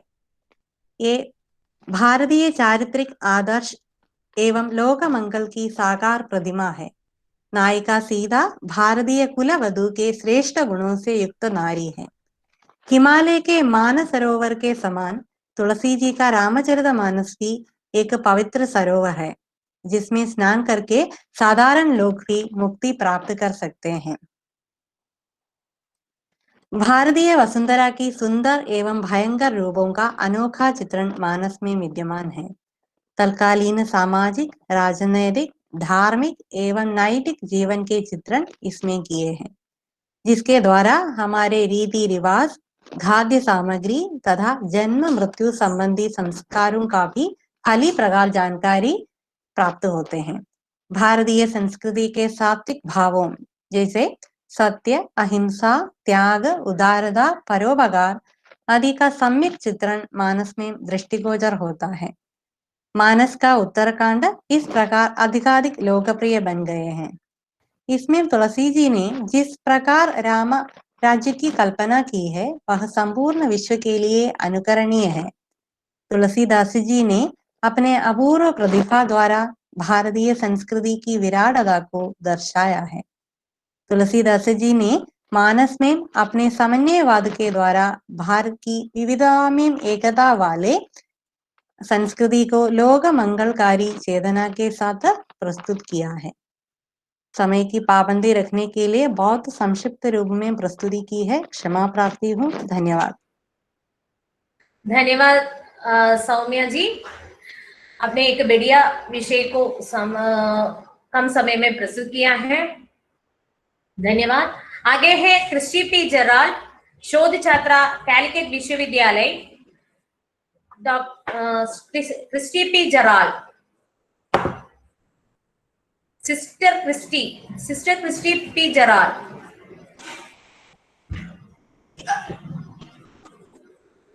सिस्टर क्रिस्टी पी जराल, शोध छात्रा कैलिकट विश्वविद्यालय। जी आप यहाँ हैं?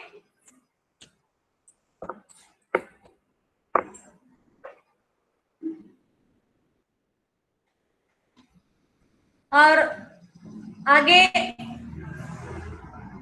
आगे है नबीला बेगम केटी, शोध छात्रा कैलिकट विश्वविद्यालय। आपका विषय है चित्रा मुदगल की कथा साहित्य में भारतीय संस्कृति।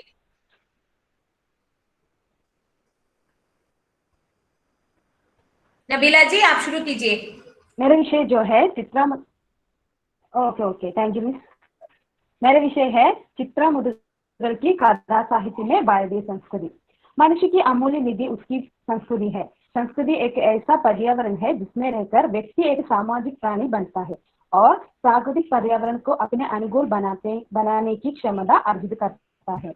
होबल का मत है कि वह संस्कृति है जो एक व्यक्ति को दूसरे व्यक्तियों से और एक समूह को दूसरे समूहों से और एक समाज को दूसरे समाजों से अलग करती है। भारतीय संस्कृति विश्व की सर्वाधिक प्राचीन एवं समृद्ध संस्कृति है। भारत की संस्कृति आदिकाल से ही अपने परंपरागत अस्तित्व के साथ अजर अमर बनी हुई है। हिंदी साहित्य में भारतीय संस्कृति के संबंधित अनेक रचनाएं प्रकाशित हुई है। मेरा विषय जो है चित्रा मुदगल की कथा साहित्य में भारतीय संस्कृति। चित्रा मुदगल हिंदी की वरिष्ठ लेखिका है और स्वतंत्रोत्तर काल के साहित्यकारों में, विशेषकर समकालीन साहित्यकारों में चित्रा मुदगल का स्थान महत्वपूर्ण है। चित्रा मुदगल जी की कथा साहित्य में उस युग की सामाजिक, राजनीतिक, आर्थिक, सांस्कृतिक और धार्मिक परिस्थितियों को समावेश है। चित्रा मुदगल की प्रथम उपन्यास एक जमीन अपनी मीडिया तथा मॉडलिंग की दुनिया पर आधारित हिंदी का प्रथम उपन्यास है।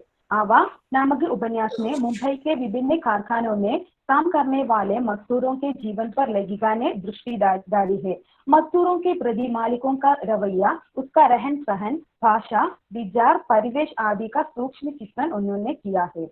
गिलिकटू में आधुनिक समाज के नगरों में वृद्धों की जो उपेक्षापूर्ण स्थिति का करुणाजनक चित्रण है। और उसकी जो है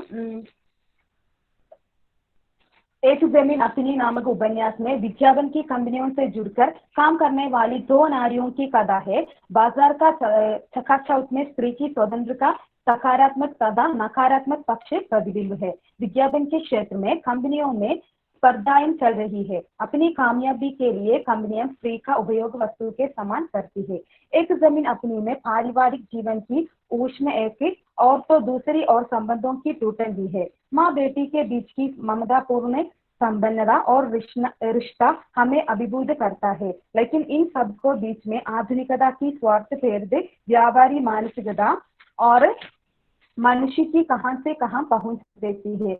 लेखिका चित्रा मुदगल ने ऐसे एक विषमताग्रस्त समकालीन संदर्भ में भी अपनी सहजता, संस्कृति तथा भारतीय विश्वास एवं आस्था को जीवन रखने की कोशिश की है। और संस्कृति समाज की वह धरोहर है जो समाज को जीवित रखती है। भारतीय संस्कृति में आध्यात्मिकता, धर्म सहिष्णुता, बहुदेवोपासना और सांस्कृतिक एकता जैसी विशेषताएं हैं। आधुनिक युग में भारतीय संस्कृति के साथ साथ पाश्चात्य संस्कृति को भी रंगने लगे हैं। अपनी वापसी बावजूद इसके लिफाफा एक काली एक सफेद, प्रमोशन, वाइस स्वैती आदि इस सांस्कृतिक मिश्रण के उदाहरण है। सांस्कृतिक और नैतिकता के नवीन मानदंड आधुनिक युगीन समाज में देख सकते हैं। दशरथ का वनवास, भारती, बलि, लकड़ बकरा, जिनावर, मिट्टी आदि कहानियां इसके उदाहरण है। समय के पाबंदी के कारण मैं अपना विषय जो है भी समाप्त करती हूँ और धन्या जी को मैं बहुत बहुत धन्यवाद अदा करती हूँ और सबको मेरा धन्यवाद। जय हिंद। धन्यवाद नबीला जी। आगे है प्रपत्र प्रस्तुति के लिए दर्शना श्री, शोध छात्रा, केरल विश्वविद्यालय। आपके विषय है भारतीय संस्कृति के परिचायक हिंदी कथा साहित्य का विदेशों में प्रभाव। जी मैं शुरू करूं? हाँ शुरू कीजिए। KSNBB कॉलेज शास्तांकोटा और पुस्तक भारती टोरंटो कनाडा के तत्वावधान में संपन्न इस संगोष्ठी में प्रपत्र प्रस्तुत करने का मौका मुझे मिला है और इसके लिए मैं इस कॉलेज के प्रिंसिपल महोदय और हिंदी विभाग अध्यक्षा डॉक्टर धन्या जी और अन्य सभी आयोजकों से हृदय से आभारी हूँ। आदरणीय तंगमणि अम्मा जी, धन्या जी और सभी प्रतिभागियों को मेरा नमस्कार। मेरा विषय है भारतीय संस्कृति के परिचायक हिंदी कथा साहित्य का विदेशों में प्रभाव। प्राचीन काल से ही भारतीय संस्कृति का प्रभाव विदेशों में था। व्यापार और राजकुमारों के जरिए भारतीय संस्कृति विदेशों में व्यापक हो गई। विदेशों में भारतीय संस्कृति को फैलाने में साहित्य एक महत्वपूर्ण भूमिका निभा रही है। हिंदी साहित्य को और भारतीय संस्कृति को विदेशों में लाने में प्रवासी साहित्य का अपना योगदान है। भारतीय मूल के विदेशों में रहने वाले लोगों के सृजनात्मक लेखन को प्रवासी साहित्य कहा जाता है और जिन्होंने हिंदी को केंद्र में रहकर या माध्यम बनाकर हिंदी में लिखा है वे प्रवासी हिंदी साहित्यकार है। प्रवासी हिंदी लेखक भारतीय होने के कारण एक तरफ हिंदी का प्रचार प्रसार विदेशों में कर रहे हैं, वहीं दूसरी तरफ भारतीय संस्कृति एवं सभ्यता से भी वहां के लोगों का परिचय करवा रहे हैं। हिंदी की अंतरराष्ट्रीय पहचान बनाने में प्रवासी हिंदी रचनाकारों का योगदान महत्वपूर्ण है। सुधा ओम थींगरा ने कौन सी जमीन अपनी कहानी संग्रह से साहित्य क्षेत्र में अपनी जगह बनाई। सुधा जी का लेखन एक सांस्कृतिक सेतु की तरह है। अमेरिका में मस्त और व्यस्त भारतीय पीढ़ी का चित्र उनकी कहानियों में दिखाई देते हैं। इसके अतिरिक्त सूरज क्यों निकलता है को पढ़ते हुए पाठक को सहसा ही प्रेमचंद के खीसू और माधव याद आने लगे तो कोई आश्चर्य नहीं। खीसू और माधव की तुलना में जेम्स और पीटर ज्यादा निर्लज और अराजक है। इसी प्रकार टार्नेडो कहानी भारत की याद और उसकी खुशबू की कहानी है। वहीं क्षितिज से परे कहानी में एक प्रताड़ित स्त्री के विद्रोह को दर्शाया गया है। अमेरिका की प्रसिद्ध लेखिका रचना श्रीवास्तव जी को विदेश जाकर जो माहौल दिखा उसमें वह कहती है कि हम स्त्रियों की दशा कष्टप्रद होती है। उन्होंने पार्किंग कहानी में नारी के माध्यम से रिश्तों के प्रति सोच और त्याग को एक जैसा ही दर्शाया है और पुरुष की स्वार्थी मानसिकता को भी। सुषमा बेदी का हवन और मैंने नाता तोड़ा उपन्यास काफी चर्चा में रहा। इसमें अमेरिका के परिवेश में एक विधवा स्त्री के जीवन को दिखाया गया है। इसके अतिरिक्त उनके कहानी संग्रह चिड़िया और चील ने भी पर्याप्त ख्याति पाई है। उषा प्रियंवदा प्रवासी हिंदी साहित्यकार है। इनके कथा साहित्य में 6वें और 7वें दशक के शहरी परिवारों का संवेदनापूर्ण चित्रण मिलता है। वनवास, कितना बड़ा झूठ, शून्य, जिंदगी और गुलाब के फूल, एक कोई दूसरा, मेरी प्रिय कहानियां, संपूर्ण कहानियां उनके कहानी संग्रह है तथा रुकोगी नहीं राधिका, शेष यात्रा, 55 खंबे लाल दीवारें, अंतरवंशी, खया कबीर उदास उनके उपन्यास है। उषा राजे सक्सेना विख्यात हिंदी प्रवासी साहित्यकार है। इंग्लैंड को कर्मभूमि बनाकर प्रवासी हिंदी साहित्यकारों में इन्होंने काफी सक्रियता रखी है। इनके साहित्य में भारत, भारतीय संस्कृति, सभ्यता और भाषा के प्रति प्रत्येक तरह के अनुभव तथा विचार प्रकट होते दिखाई देते हैं। उषा राजे सक्सेना की कहानी वो रात बेहद चर्चित कहानी है। एक माँ और उसके छोटे बच्चों के साथ कल्याणकारी राज्य की भूमिका पर केंद्रित इस कहानी की मर्मस्पर्शी संवेदना झकझोर देती है। शाइल अग्रवाल की कहानी वापसी में परंपरा और आधुनिकता के अंदर द्वंद्व में फंसी नायिका पम्मी अपने घर परिवार की मान मर्यादा के लिए अपनी खुशियों तथा आकांक्षाओं को दबा लेती है। जकिया जुबैरी की कहानी संग्रह सांगल में स्त्री मन कश्मकश में चित्रित किया गया है। जकिया जुबैरी जी की कहानियों में नॉस्टैल्जिया और वहां के परिवार के बीच की स्थितियों का मार्मिक चित्रण मिलता है। और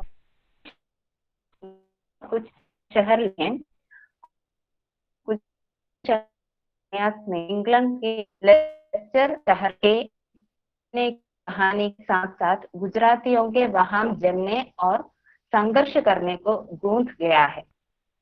दिव्या माथुर की शुरुआती कहानियों में कहानी का शिल्प कम और संवेदना अधिक थी। तमन्ना कहानी में एक ऐसी भारतीय बहू की कथा है जो लगातार तनाव में है।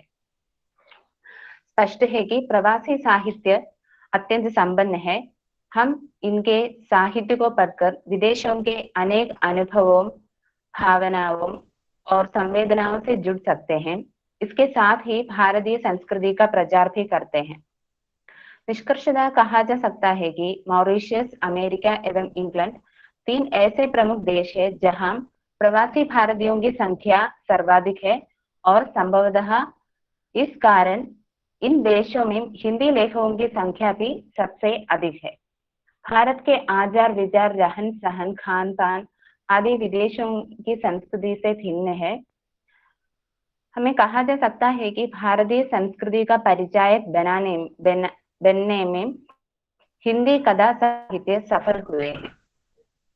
इतना कहकर मैं अपनी प्रपत्र प्रस्तुतिकरण समाप्त करती हूँ। सबको मेरा सादर प्रणाम। धन्यवाद। धन्यवाद दर्शना जी। आगे है प्रपत्र प्रस्तुति के लिए सिस्टर जिन्सी पालामट्टू, शोध छात्रा महाराजास कॉलेज एर्नाकुलम। आपके विषय है विदेशों में भारतीय नारी सुधा ओम धिंगरा के कहानी संग्रह अब कुछ और था के विशेष संदर्भ में। आदरणीय गुरुजनों और मेरे प्रिय मित्रों, सबको मेरा नमस्कार। मेरा विषय है भारतीयता की गूंज सुधा ओम धिंगरा की कहानियों के विशेष संदर्भ में। 21वीं सदी के प्रमुख कथा साहित्यकारों में प्रमुख थे सुधा ओम धिंगरा। सुधा जी अपनी कहानी, उपन्यास, कविता आदि रचनाओं में परदेश में रहने वाले औरतों की जीवन शैली एवं उनकी मानसिकता को स्वाभाविक ढंग से स्पष्ट रूप से प्रस्तुत किया है। उनकी प्रमुख कहानी संग्रह वसूली, कौन सी जमीन अपनी, कमरा नंबर 103, 10 प्रतिनिधि कहानियां आदि है। उनकी नवीनतम कहानी संग्रह सच कुछ और था। इस कहानी संग्रह के 11 कहानियां इस प्रकार है: अनुगुंज, उसकी खुशबू, सच कुछ और था, पासवेर, तलाश जारी है, विकल्प, विष बीज, काश ऐसा होता, क्यों ब्याही परदेश और आंसू टपकते रहे सदा बेगर सच। सुधा ओम धिंगरा की कहानियां इस दृष्टि से महत्वपूर्ण कहानियां होती है कि वे कहानियां एक साथ 2 देशों, 2 संस्कृतियों, 2 परिवेशों में घटित होती है। इन कहानियां पाठक को एक साथ 2 अलग अलग देशों के बीच, 2 अलग अलग संस्कृतियों के बीच गुजरने का अवसर देता है।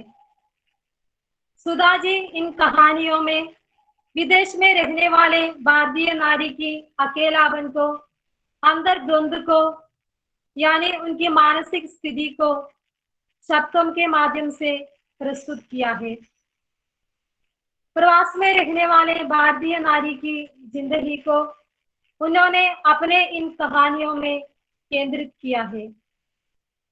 वास्तव में उनके जरिए दो देश और दो संस्कृतियों के बीच में मानसिक रूप से संघर्ष झेलने वाली औरतों को केंद्र बनाया गया है। सच कुछ और था कहानी इस कहानी संग्रह के सबसे लंबी और दिलचस्प कहानी है। सबसे छोटी कहानी है काश ऐसा होता। उनकी हर एक कहानियां अपने अपने तरीके से सामाजिक एवं पारिवारिक जीवन की कुछ जटिल प्रश्नों को हमारे सामने लाती है।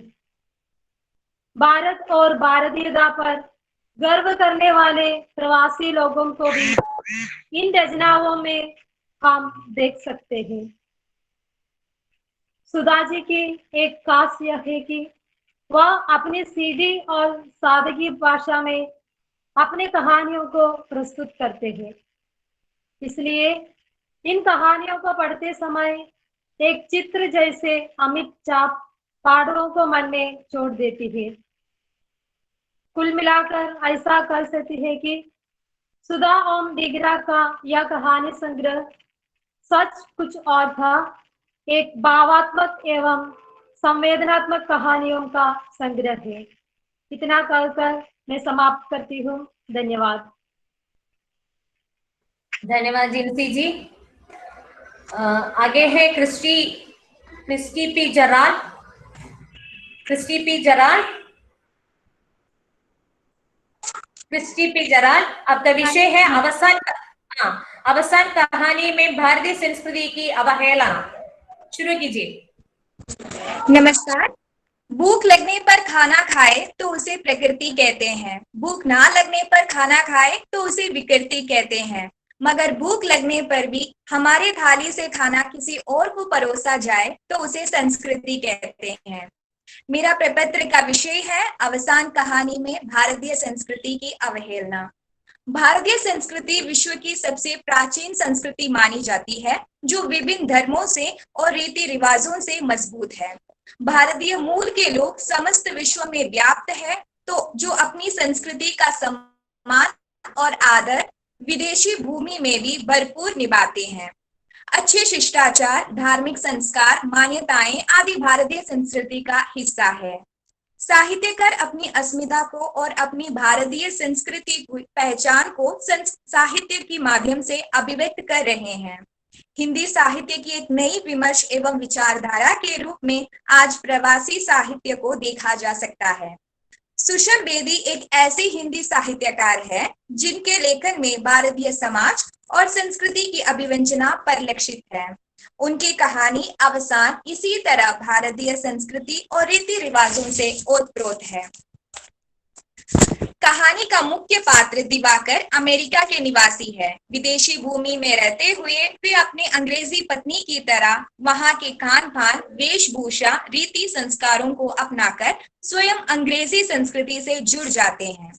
कभी कभी विदेश में रहने वाले भारतीयों को विदेशी संस्कृति से तालमेल करने में बड़ी दुविधा होती है।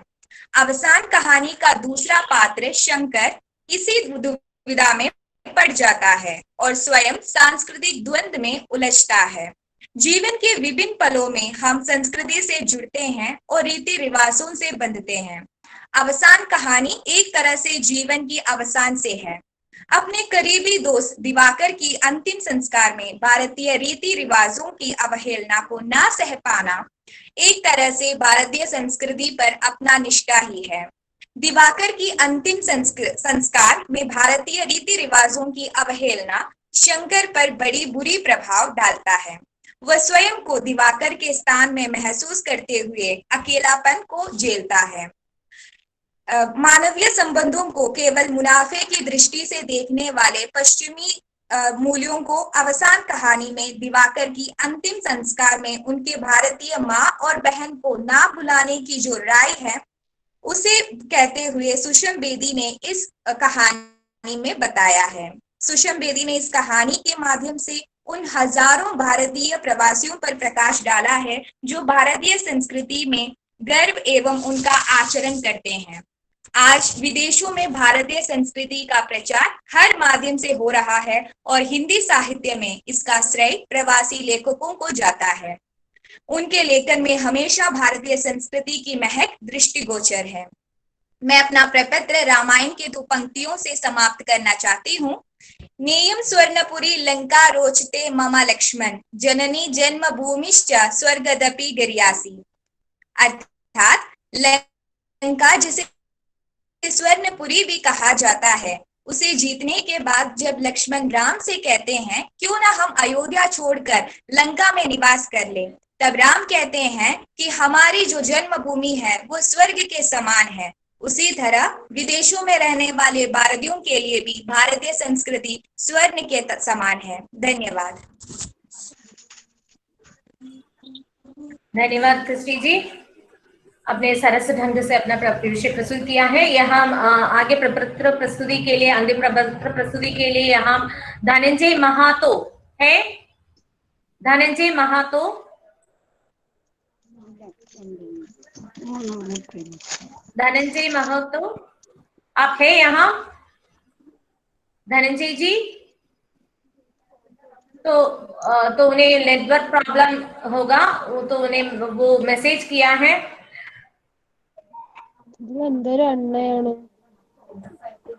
सुचित्रा जय कुमार, आप अपना माइक को म्यूट करके रखिए। तो आगे है यहाँ प्रपत्र प्रस्तुति में भाग लिए ये प्रपत्रों पर डॉक्टर संगमणी अम्मा जी की ओर से, मैंने अपनी संगमणी अम्मा जी की ओर से संगमणी अम्मा जी की राय क्या है, तो ये हमें सुने। संगमणी अम्मा जी।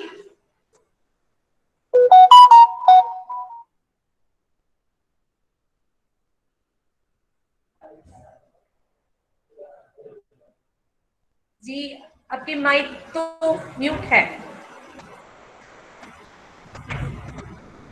संगमणी टीचर, ओके, अब ठीक हो गया। अब ठीक है जी। हाँ ठीक है, ठीक है।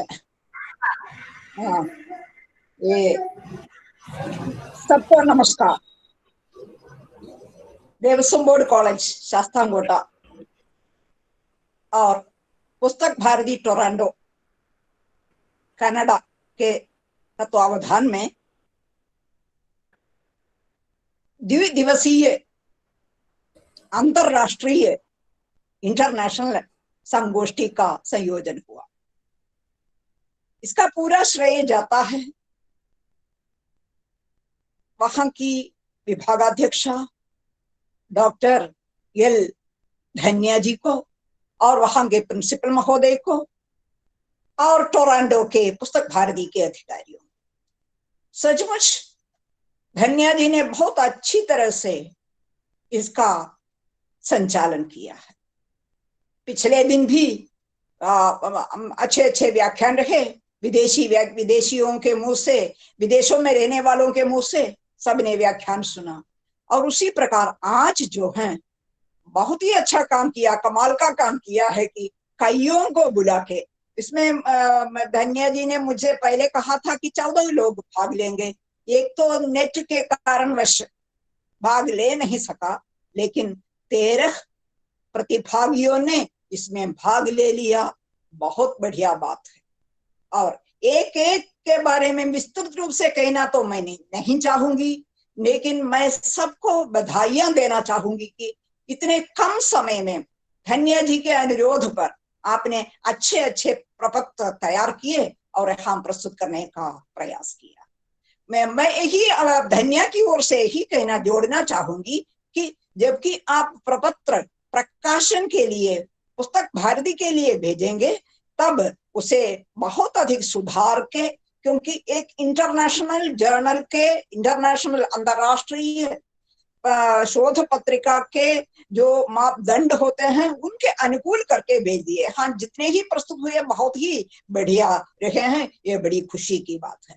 हम देखते, इसमें हम देख सकते हैं कि विदेशों में विदेशी साहित्य में भारतीय संस्कृति को हमने देखा, भारतीय साहित्य में भारतीय संस्कृति को हमने देखा। जैसे कि शबाना हबीब ने यूके लंदन के प्रसिद्ध लेखक जो गौतम सचदेव जी हैं, उनकी कविताओं के माध्यम से वहां की भारतीय संस्कृति को, भारतीय लोगों की पीड़ा को, उनके संघर्षों को उन्होंने उजागर कर दिया है। वे तो धन्यवाद की पात्र हैं। और सीना कुरियन ने भी प्रवासी कवयित्रियों की कविता में भारतीय संस्कृति शीर्षक से अपना प्रपत्र प्रस्तुत किया। जो प्रवासी कवयित्रियों में उन्होंने ये भी कहा कि कवयित्रियों की संवेदना तीक्ष्ण होती है, पुरुषों से अधिक। बहुत अच्छी बात। और उनकी संवेदना को आपने बहुत ही अच्छी तरह से सीना कुरियन ने प्रस्तुत कर दिया है। प्रवासी कवयित्रियों में जो भारतीय संस्कृति की अभिव्यक्ति है उसको उन्होंने बहुत ही अच्छी तरह से प्रस्तुत कर दिया है। और उसके बाद हम देखते हैं, केवल हमने विदेशों में रचित साहित्य में नहीं, लेकिन बल्कि भारतीय साहित्य में भी, हिंदी साहित्य में भी भारतीय संस्कृति की गूंज को व्यक्त करने का प्रयास किया है। डॉक्टर सुस्मिता जी ने प्रेमचंद साहित्य में भारतीय संस्कृति को खोज निकालने की कोशिश की है, जो कि कभी भी वे विदेश में नहीं गए हैं, लेकिन भारतीय संस्कृति की झलक को अपनी ही साहित्य में उन्होंने गुजारने की कोशिश की है। बहुत बहुत धन्यवाद सुस्मिता जी, बहुत अच्छा रहा। और डॉक्टर लक्ष्मी जी ने भी सुदर्शन प्रियदर्शनी जो अमेरिका की लेखिका है, प्रसिद्ध लेखिका है, और साथ ही साथ वहां के माध्यमों से जुड़ी हुई है, दूरदर्शन आदि से जुड़ी हुई लेखिका है। उनकी कविताओं में अभिव्यक्त भारतीय संस्कृति को उन्होंने बहुत अच्छी तरह से, बढ़िया ढंग से प्रस्तुत किया है। और इस प्रकार अमेरिका के साहित्य में, यूएस के साहित्य में जिस प्रकार भारतीय संस्कृति की अभिव्यक्ति होती है उसे बहुत अच्छी तरह से स्पष्ट कर दिया है। आगे जैसे कि मॉरिशस के लेखक बहुत ही प्रसिद्ध हैं, अभिमन्यु अनंत। प्रवासी साहित्य को पढ़ते हुए हम अवश्य पढ़ते हैं किसको? ये अभिमन्यु अनंत को, जिसका बहुत बड़ा स्थान है। उनके हम प्रवासी शीर्षक उपन्यास में भारतीय संस्कृति की अभिव्यक्ति को डॉक्टर दीपा कुमारी ने बहुत ही संजीदगी ढंग से प्रस्तुत करने का प्रयास किया है।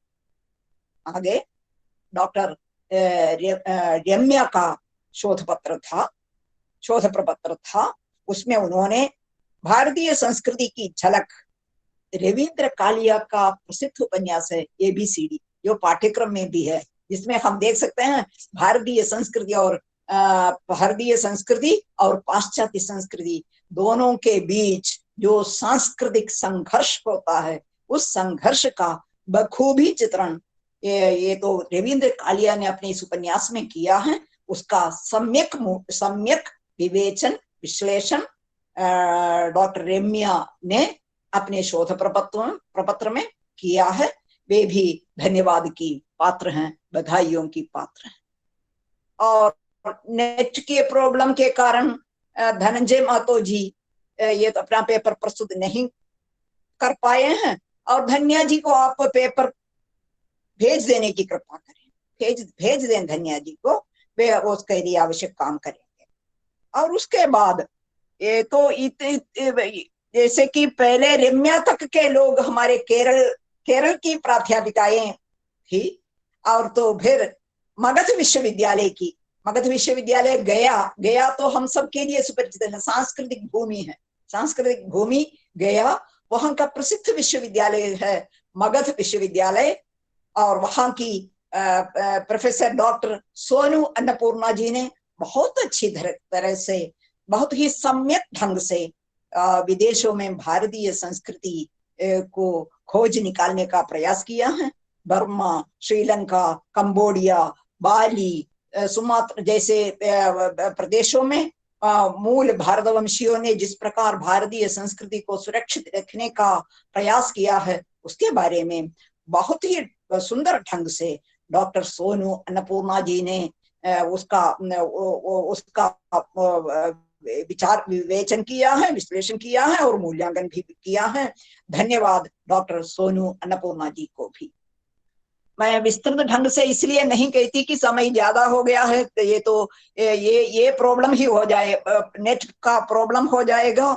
और आगे पेपर प्रस्तुत करने वाली संदेशा भावसार एसएनडीटी यूनिवर्सिटी मुंबई के, और उन्होंने एक अलग ढंग से प्रस्तुत किया, मतलब विदेशों में राजभाषा के रूप में हिंदी का समर्थन जिस प्रकार होता है। देखिए, इससे जुड़ा हुआ विषय ही है, क्योंकि विदेशों में भारतीय संस्कृति की संवाहिका भाषा हिंदी ही रही है, चाहे वह राजभाषा हो, राष्ट्रभाषा हो, जो भी हो।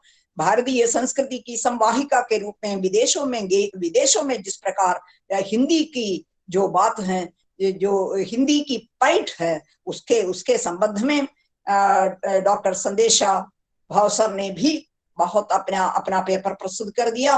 वे भी हमारे साधुवाद की पात्र हैं। और फिर डॉक्टर सौम्या, उन्होंने फिर भारतीय परिवेश में हमें ले जाने का प्रयास किया। भारतीय परिवेश मतलब भारतीय संस्कृति का अक्षय भंडार, अक्षय उस ग्रंथ है हमारी रामचरितमानस, तुलसीदास कृत रामचरितमानस, जिसकी दृष्टि लोकमंगल की दृष्टि, लोकमंगल वसुधैव कुटुंबकम की दृष्टि। देखिए, आजकल का ग्लोबलाइजेशन जो वैश्वीकरण है, भूमंडलीकरण है, उससे नितांत भिन्न है हमारा वसुधैव कुटुंबकम। दोनों में आकाश पाताल का अंतर है, वसुधैव कुटुंबकम और ग्लोबलाइजेशन में। जिस दृष्टि से उन्होंने दुनिया भर को एक दृष्टि से देखा, उसका सम्यक चित्रण डॉक्टर सौम्या जी ने रामचरितमानस का उदाहरण देते हुए, रामचरितमानस के बारे में बताते हुए भारतीय संस्कृति का उन्होंने अपने पेपर में, अपने शोध पत्र में पेपर प्रस्तुत कर दिया है। डॉक्टर सौम्या भी धन्यवाद की पात्र है और बधाइयों की पात्र है। और देखिए, केवल धन्या ने ऐसा काम किया है कि केवल प्राध्यापकों से ही नहीं, शोध छात्र छात्राओं को भी इस ओर खींच लाने का प्रयास किया है। इसलिए उसके लिए धन्यवाद देना है धन्या जी को, क्योंकि उन्होंने ये तो सराहनीय कार्य किया है।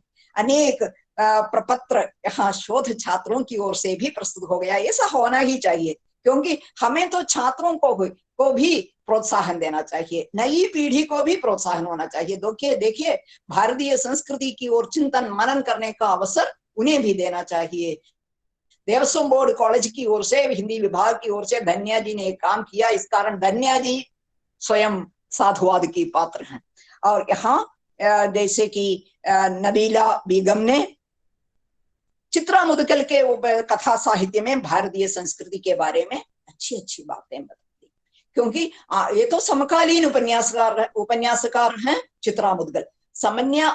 समकालीन उपन्यासकार होकर भी उन्होंने जिस प्रकार अपने उपन्यासों में, अपनी कहानियों में भारतीय संस्कृति को सुरक्षित रखने की चेष्टा की है, वो सचमुच बहुत ही गजब की बात है।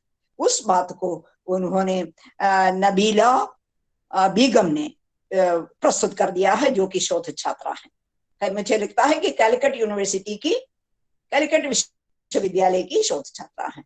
और उसी प्रकार दर्शनाश्री, वो तो केरल विश्वविद्यालय की शोध छात्रा है। उसने भारतीय संस्कृति का परिचायक जो कथा साहित्य है, उनमें उस कथा साहित्य का विदेशियों पर जो प्रभाव है उसके बारे में अच्छी तरह से दर्शनाश्री ने भी अपना प्रपत्र प्रस्तुत किया है। उनको भी हमारा तो इन दोनों संस्थाओं की ओर से साधुवाद है, बधाइयां भी है। फिर प्रस्तुत कर दिया है पेपर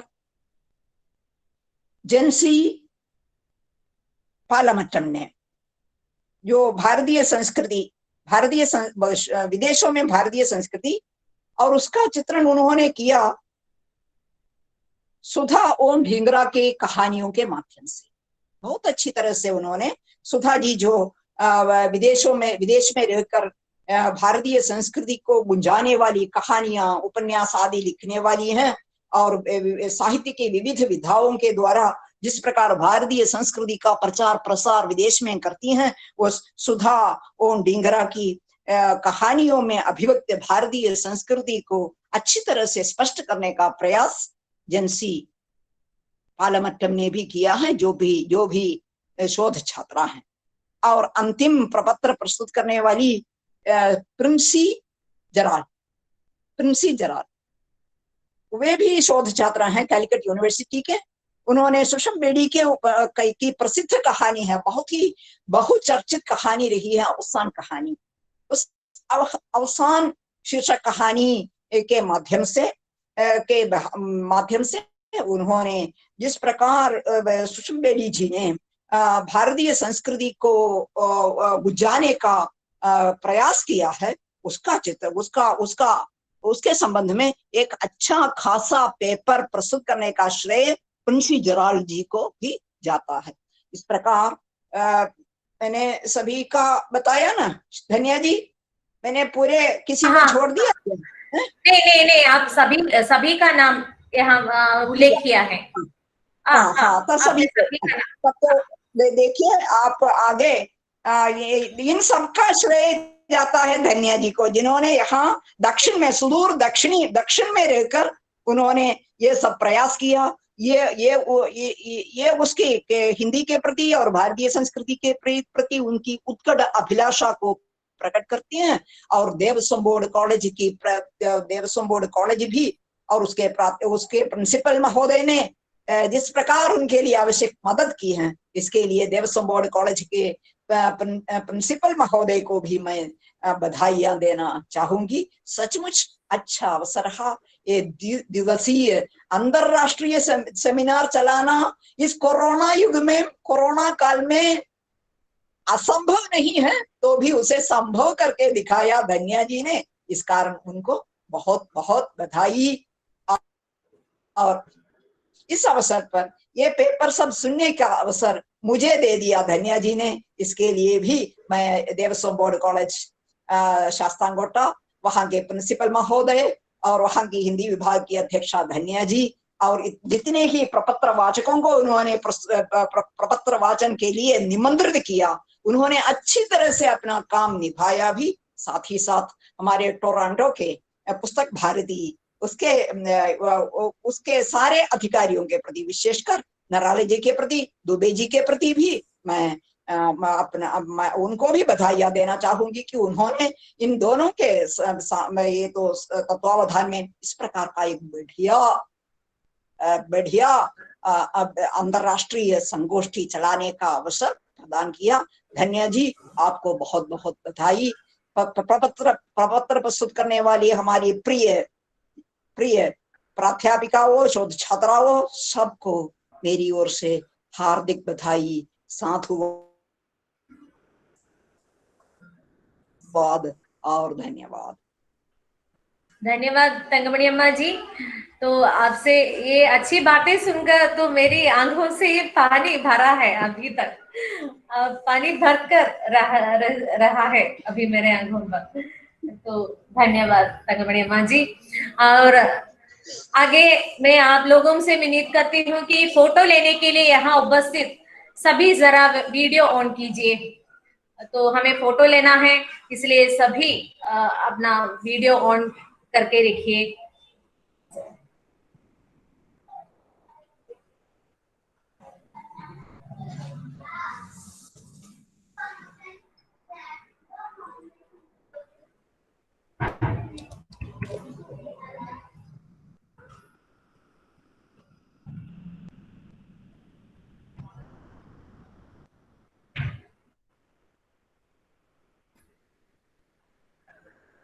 अजीश जी, ओके हो गया। ओके, धन्यवाद सभी को। आगे कृतज्ञता ज्ञापन है।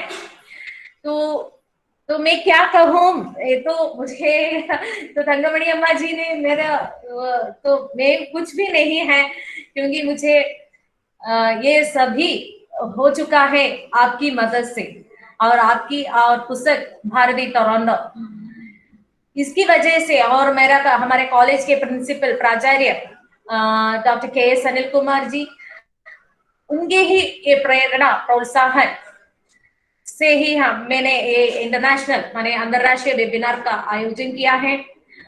और मैं कृतज्ञता यहाँ पर की ओर जा रही हूँ। सबसे पहले मैं कृतज्ञता ज्ञापित करती हूँ यहाँ उपस्थित माने इस द्विदिवसीय अंतरराष्ट्रीय वेबिनार में हमसे जुड़े डॉक्टर एस. तंगमणि अम्मा जी को, क्योंकि उनकी तबीयत तो ठीक ही नहीं है, तो फिर भी वो मेरे लिए, सिर्फ मेरे लिए और उनके वचन को वो निभाने के लिए आपने यहाँ उपस्थित हैं। इसलिए मैं हृदय से, तो वो स्नेह कैसे प्रकट करना है तो इसे मुझे मालूम नहीं है, फिर भी मैं हृदय से आपको कृतज्ञता ज्ञापित करना चाहती हूँ। आगे है मेरी प्रिय अध्यापिका डॉक्टर सदी जी यहाँ है, उन्हें भी मैं हृदय से मेरे कृतज्ञता ज्ञापित करना चाहती हूँ। और पिछले दिन यहाँ हमारे पुस्तक भारती के डॉक्टर राकेश कुमार दुबे जी, साथ ही साथ कनाडा से नारालय जी, रत्नाकर नारालय जी और मॉरिशस से हेमराज सुंदर जी उपस्थित थे, उन्हें भी मैं इस अवसर पर कृतज्ञता ज्ञापित करना चाहती हूँ। और मेरी प्रिय अध्यापिका डॉक्टर पी लता जी हमेशा मेरे मार्गदर्शिका है वो, तो उन्हें भी मैं इस अवसर पर कृतज्ञता ज्ञापित करना चाहती हूँ। और यहाँ विषय प्रस्तुति के लिए आए गए सभी प्रतिभागियों ने तो विस्तृत विषय को कम समय में प्रस्तुत करना आसान नहीं है, फिर भी सभी विषय प्रस्तुतिकरण को कम समय में रखने का प्रयास किया है। इसलिए सभी प्रतिभागियों को मैं हृदय से, मेरी ओर से और हिंदी KSMDB कॉलेज शास्त्रांगोटा एवं पुस्तक भारती की ओर से कृतज्ञता ज्ञापित करना चाहती हूँ। आगे है मेरे प्रिय दोस्त वाणिज्य विभाग की डॉक्टर अजेश जी, SR अजेश जी, ये द्विदिवसीय अंतरराष्ट्रीय की ये सभी टेक्निकल उनके हाथों पर ही हुआ है, तो उनके प्रति मैं उनसे भी हृदय से कृतज्ञता ज्ञापित करना चाहती हूँ। धन्यवाद सभी को, एक बार फिर धन्यवाद अदा करते हुए समाप्त करती हूँ। Thank you very much. Thangamani teacher. Doctor Rajesh ji को मेरी ओर से भी धन्यवाद। Thank you madam, thank you very much doctor, thank you very much doctor Rajesh. Thank you madam, thank you teacher. എനിക്ക് എല്ലാ സപ്പോർട്ടും സാറ് തരുന്നുണ്ട്. Thank you teacher. ടീച്ചറും കൂടി സാറിന് വേണ്ടി ഒരു ഇത് പറഞ്ഞതിൽ എനിക്ക് വളരെയധികം നന്ദിയുണ്ട്. ഇനി ഞാൻ എന്റെ മാതൃഭാഷയിലാണ് സംസാരിക്കുന്നത്. എല്ലാവർക്കും ഹൃദയ ഭാഷയിൽ ഞാൻ നന്ദി അർപ്പിക്കുകയാണ്. തങ്കമണി ടീച്ചർ പറഞ്ഞ എല്ലാ കാര്യങ്ങളും ശ്രദ്ധിച്ചുകൊണ്ട് തന്നെ ഞാൻ പുസ്തക് ഭാരതിക്ക് ഇത് അയക്കുന്നതായിരിക്കും. എല്ലാ നിർദ്ദേശങ്ങളും ടീച്ചർ പറഞ്ഞത് ഞാൻ വളരെയധികം ശ്രദ്ധിക്കാം. അങ്ങനെ തന്നെ ചെയ്യുള്ളൂ ടീച്ചർ. എല്ലാവർക്കും നന്ദി.